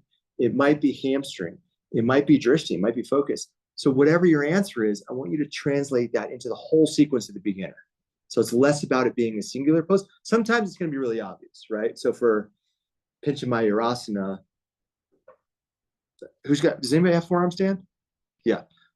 That one, I think some of these poses lend themselves really easy to be like, oh, there's a single pose, and then from there, I'll flesh out the rest of the beginner sequence. For some of us, it's like, oh no, I need to take the idea of the pose, deconstruct it like a chef, going back to the food thing, you know, and make it like a 3-course meal kind of thing throughout the whole beginner sequence. Does that help? Okay. Was there a question? Well, so if one of your purposes for, let's say, dancer is for drishti, right, and for concentration, but then you're using the wall or you're doing it, you know, down on the ground, then you're kind of missing that aspect of it, right? What aspect of it? Well, if you're doing a balancing, but you're using the wall, you probably aren't going to have the same amount of concentration you might have as if you see what I mean? Yeah, I would say though, think about this, like when you take the pose, so think about the purpose of the pose on different levels. What's the purpose of it psychologically, emotionally, energetically, and physically, right? In a beginner class, the primary effect is probably going to be more in the physical container. Yeah. Yeah. But it wouldn't be. So even if they're losing some of the energetic quality as it shifts to the beginner, that's okay. Yeah. So let's play with this. Are we ready to get our hands dirty? Okay. Grab a person. Let's try to do pairs unless we have an odd number, and then pair up. You all good? Understand the assignment? Thanks for being my online heroes today, people. I'm going to mute so I don't distract you all. Yay. Okay, Amber, you have splits. What did you do, Ashlyn? I did wheel pose. Wheel. Oof. You took on a hard one, I feel like. I know, I was trying to think of what to do for like a beginner class, and the only thing I could think of was like bridge, because it has the same like kind of Yeah. lifting without like that really extreme, like your arms are all the way back here and you're trying to do so many things. I was trying to come up with cues and I was like, I don't know, you move your body like a lot and you're really tired. No, I think that's a good idea, like the bridge as the beginner, because yeah, with splits, I'm like, I don't know, there's like half splits and then there's splits. I don't know. I was gonna say there's half splits, but I think of like almost like the side bend, but instead you put one leg out and then you kind of like bow forward to get Yeah. that really deep hip stretch. What did you choose, Tisa? I've already forgotten. What did I choose? I don't know. Revolved extended side angle. That's right, because you said it as soon as I was looking at bound extended side angle. Revolved. Yeah, whoa. I'm thinking like beginner would be either a variation of just you're in tabletop with some twists to the right and left, or maybe like threading the needle because you're kind of trying to get your chest kind of through and exposed a little bit. So I thought that. I felt like intermediate was maybe like you're in low crescent, you've got your knee on the ground as you're doing that revolve twist. And then I don't know what I thought for advanced. I'm like, advanced, okay, maybe it's just the full expression of revolved extended side angle. Maybe it is like, I don't know, maybe it even evolves to like you lengthen the front leg and you're kind of in like intense hamstring stretch, but with that revolved twist as well. But I haven't experienced any of it in my body yet, so I have no idea. These are just thoughts in my mind, you know? I feel that I'm like, I'm trying to think of an advance, like, because to me, I feel like bridge, the full expression of bridge should be the advanced because Yeah. it's so like it is so much like going through the what needs to be open. I was like, literally everything you everything needs to be open. Hold Wheel on, feels hold pretty on. advanced in and of itself. Right.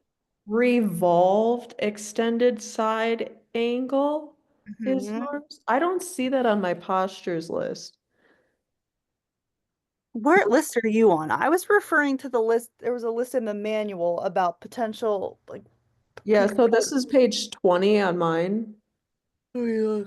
What I was page? gonna say I'm looking at 2.4. Is there another list?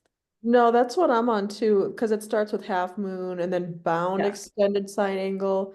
Because I want to know if I'm thinking about, because I see revolve triangle. Oh, you're under postures.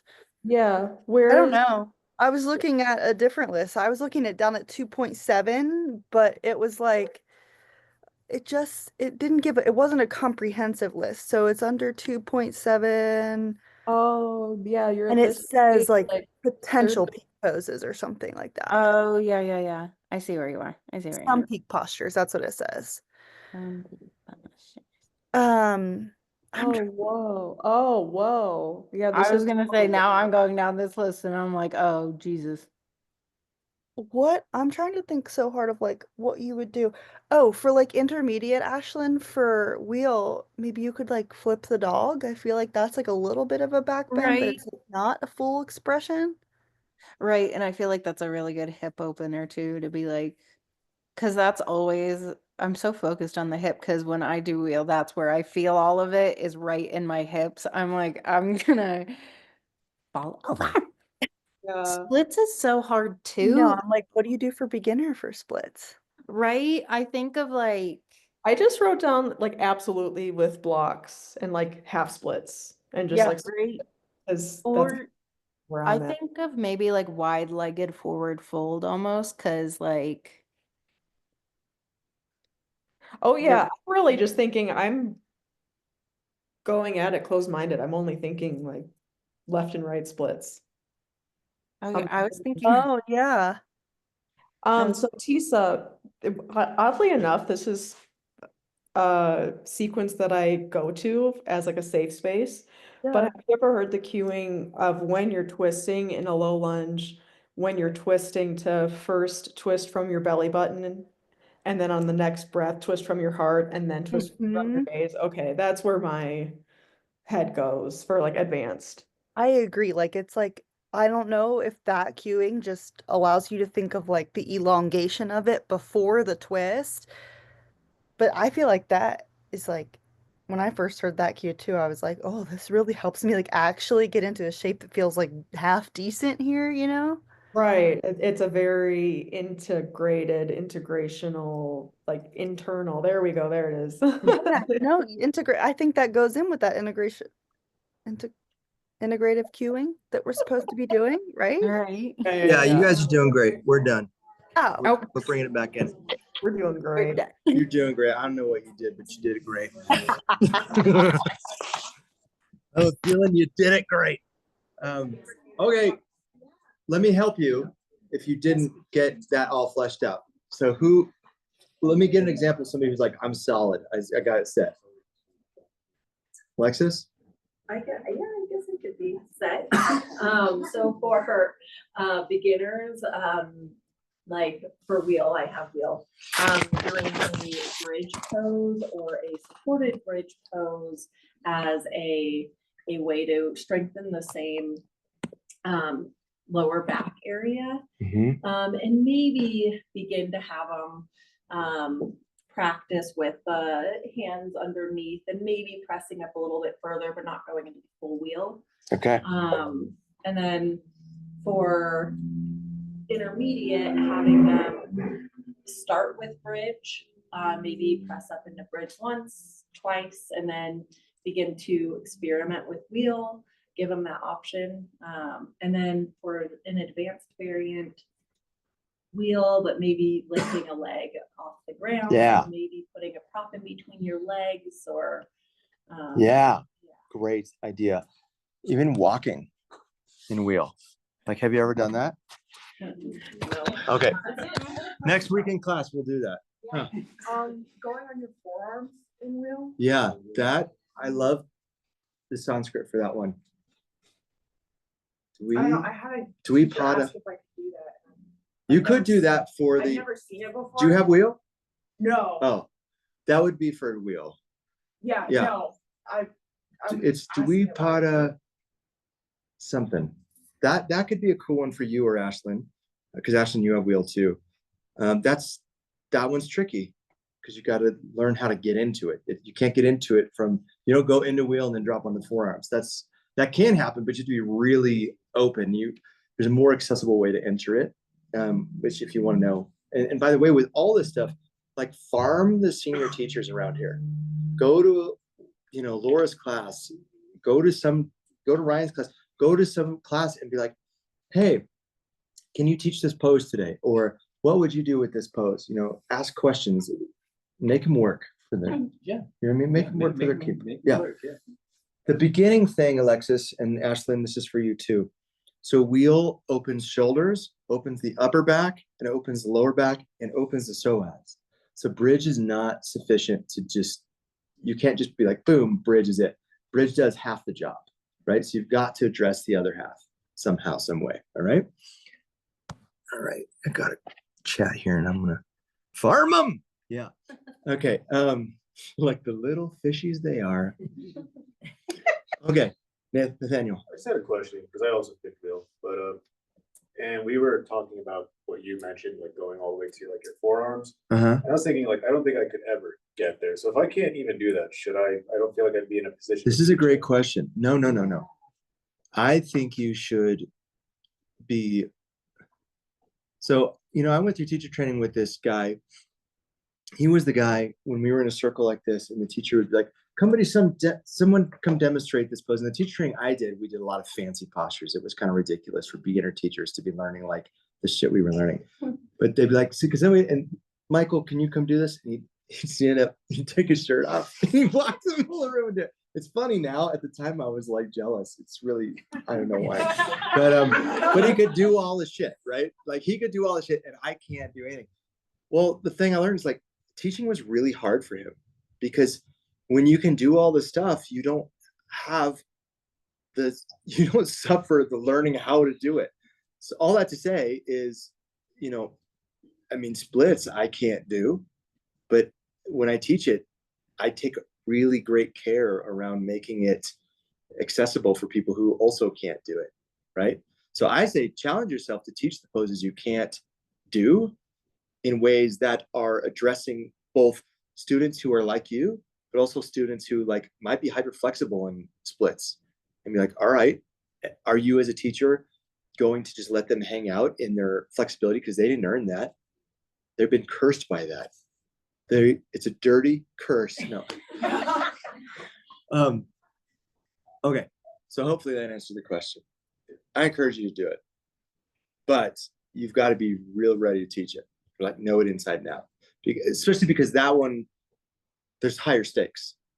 Like that's why I said headstand is such a big deal, because you got the highest stakes of any pose. The greatest risk of injury is your pose. Yeah. I had a question about like demo.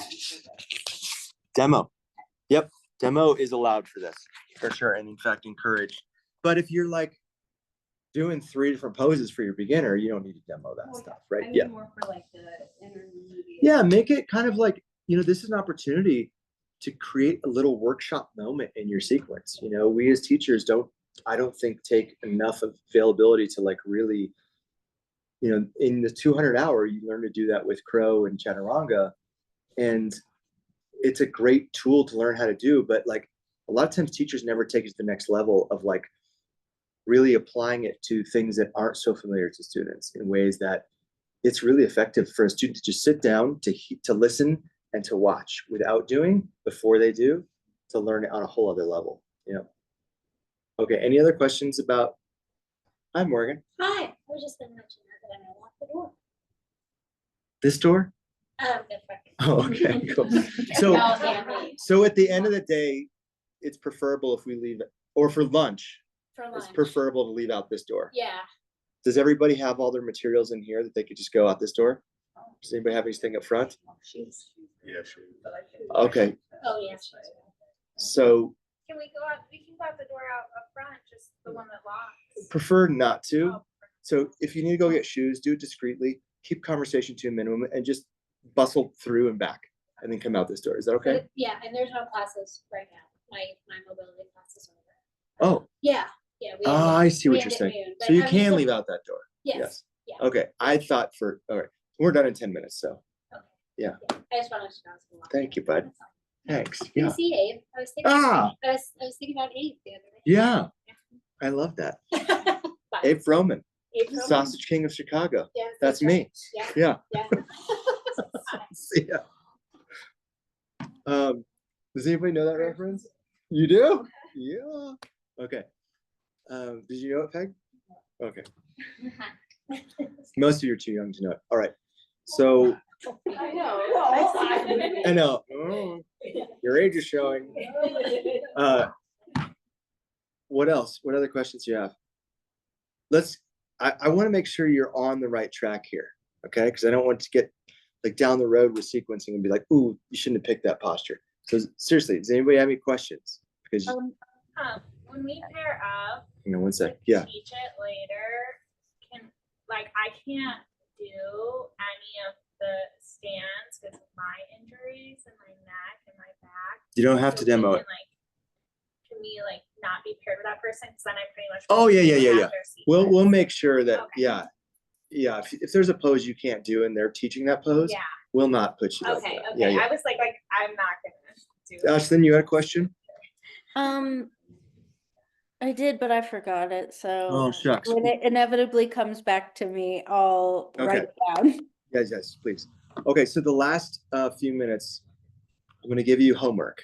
All right. So unless we're all good with this, I'm nervous because you were way too quiet for this. Should have been like, I really need help with this part, but I guess you're just that good. Yeah.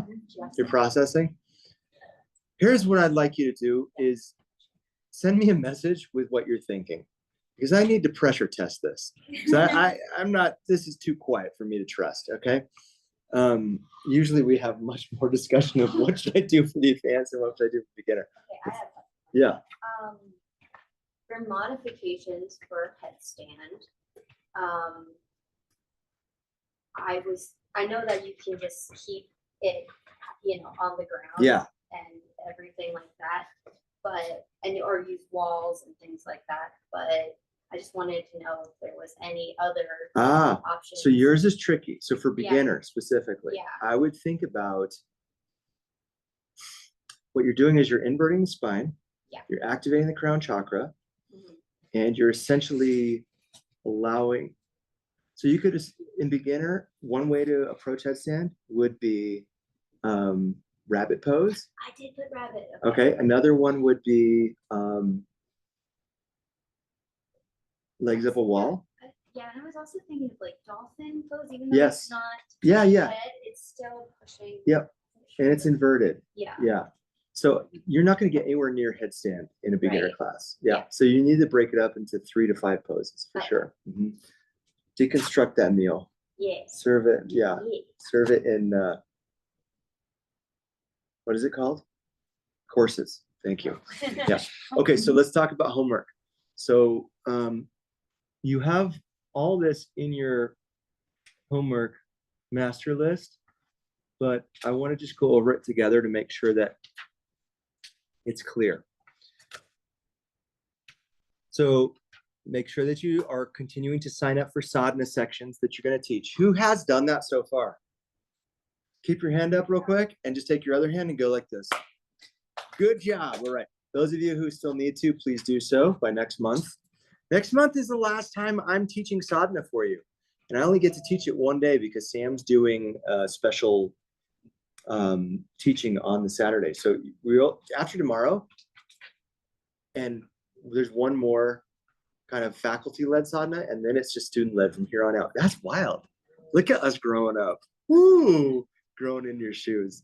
Get a copy of the Joint Freeing series. I'm just going to say, get a copy of the Joint Freeing series. This is part of your homework for next month. It's written down here under your master list. You can get this like as like a PDF document, or you can buy the whole book. Yeah. I bought the whole book. It's a good book. It's a great I book. would definitely suggest Yeah. that. Check in with your accountability buddies. Point to your accountability buddy.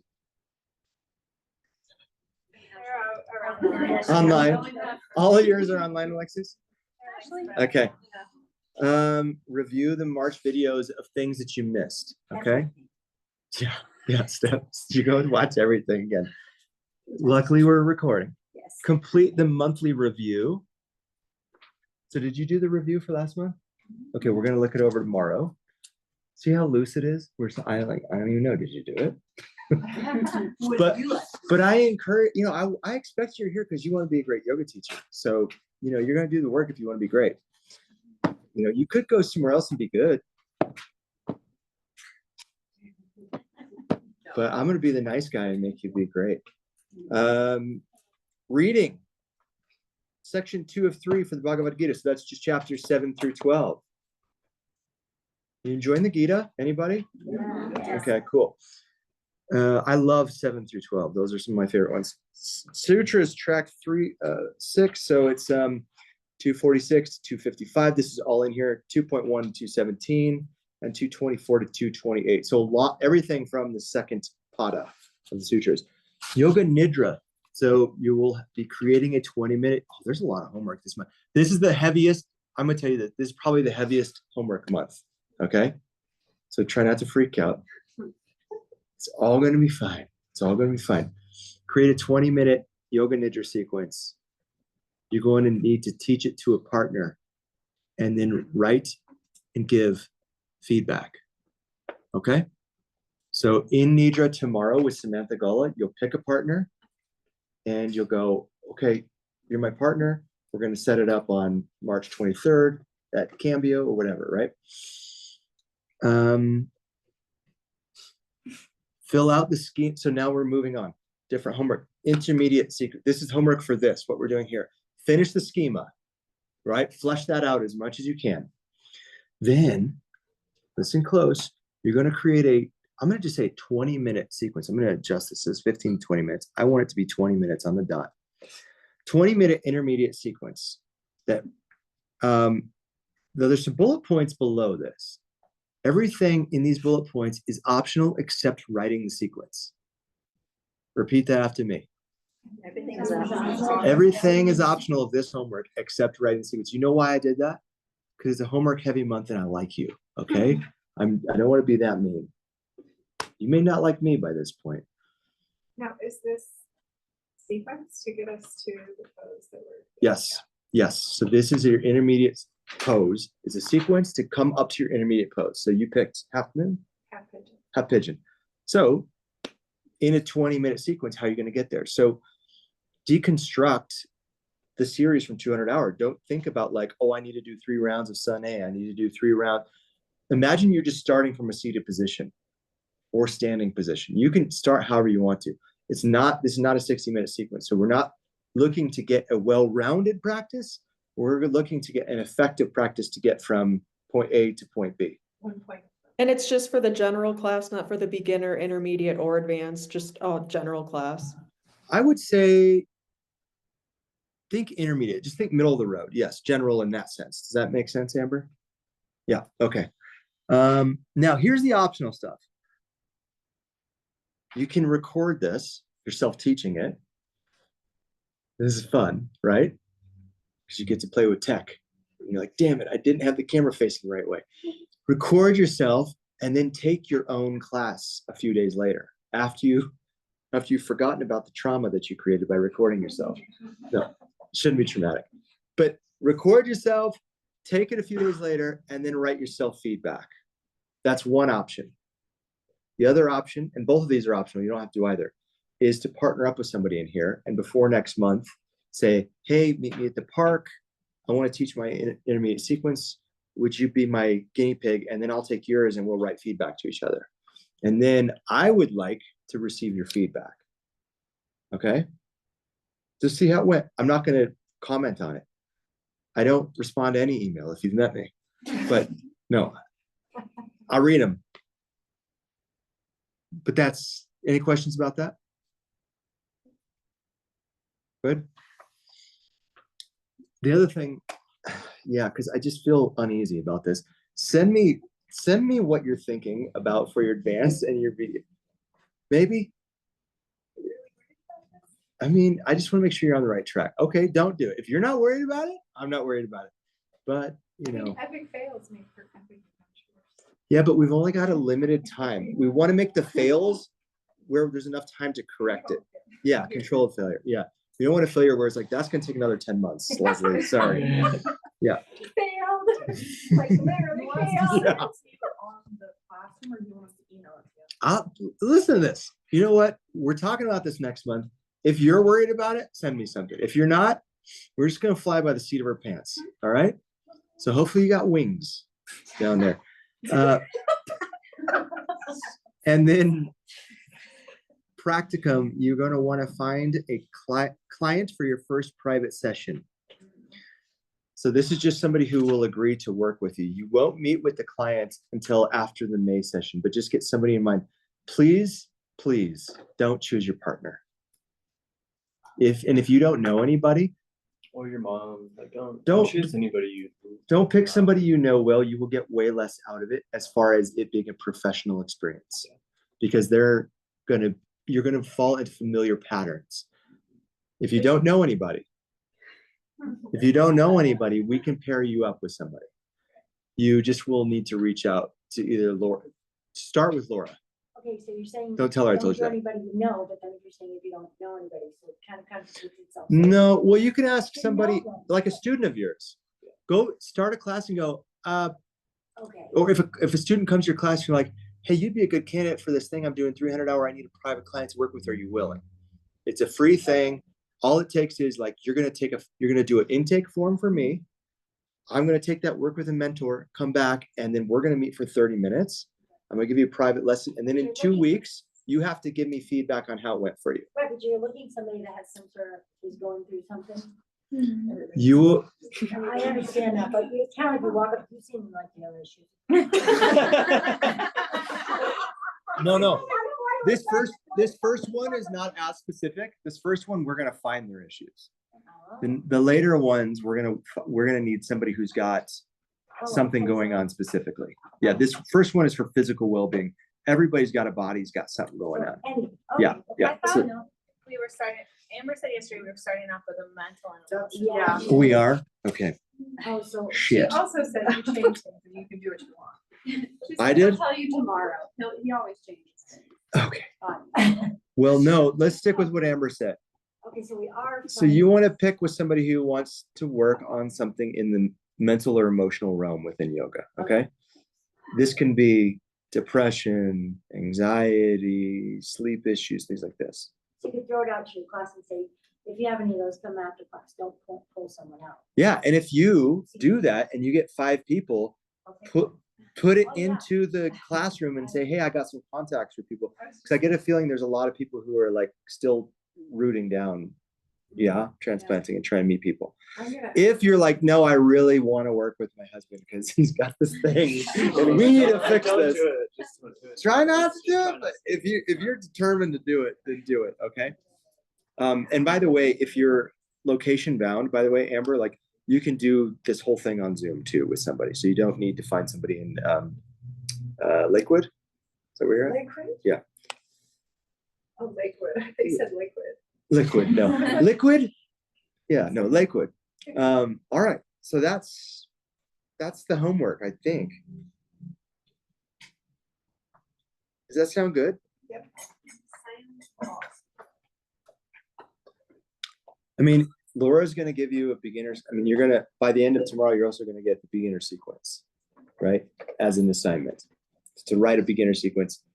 And you're going to keep in mind how to address what the purpose of your intermediate pose is within the context of a beginner class. So for some of you, it's going to be really easy. That pose, like half pigeon, boom, it's in there. Like that works for beginner class. But go one layer deeper. Really, really gain some context around why and how and what does this pose apply to at this level for people in their yoga journey, right? And teach to address those things. So challenge yourself even when it's easy, is what I'm trying to say. And where it's challenging, try to make it easy on yourself. If that makes sense. Yeah? Okay. This was a joy for me. I hope you enjoyed it. I mean, yeah, I sweat through 2 shirts today. That's how excited I am. I'm snotted all over the place. I snotted all over my face. I know. I'm just like, seriously, somebody give me a wet wipe already. All right, let's chant the chant and then go to lunch, okay? Actually, let's just do an Om. Hands to heart center. Take a deep breath in. Ooh.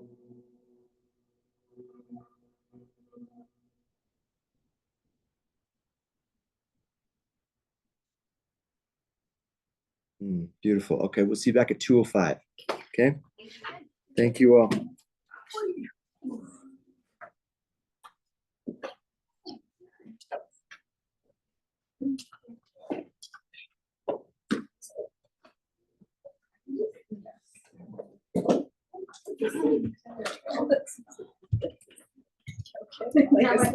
Yeah, my foot fell asleep.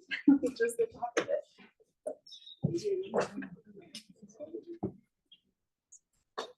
Yeah.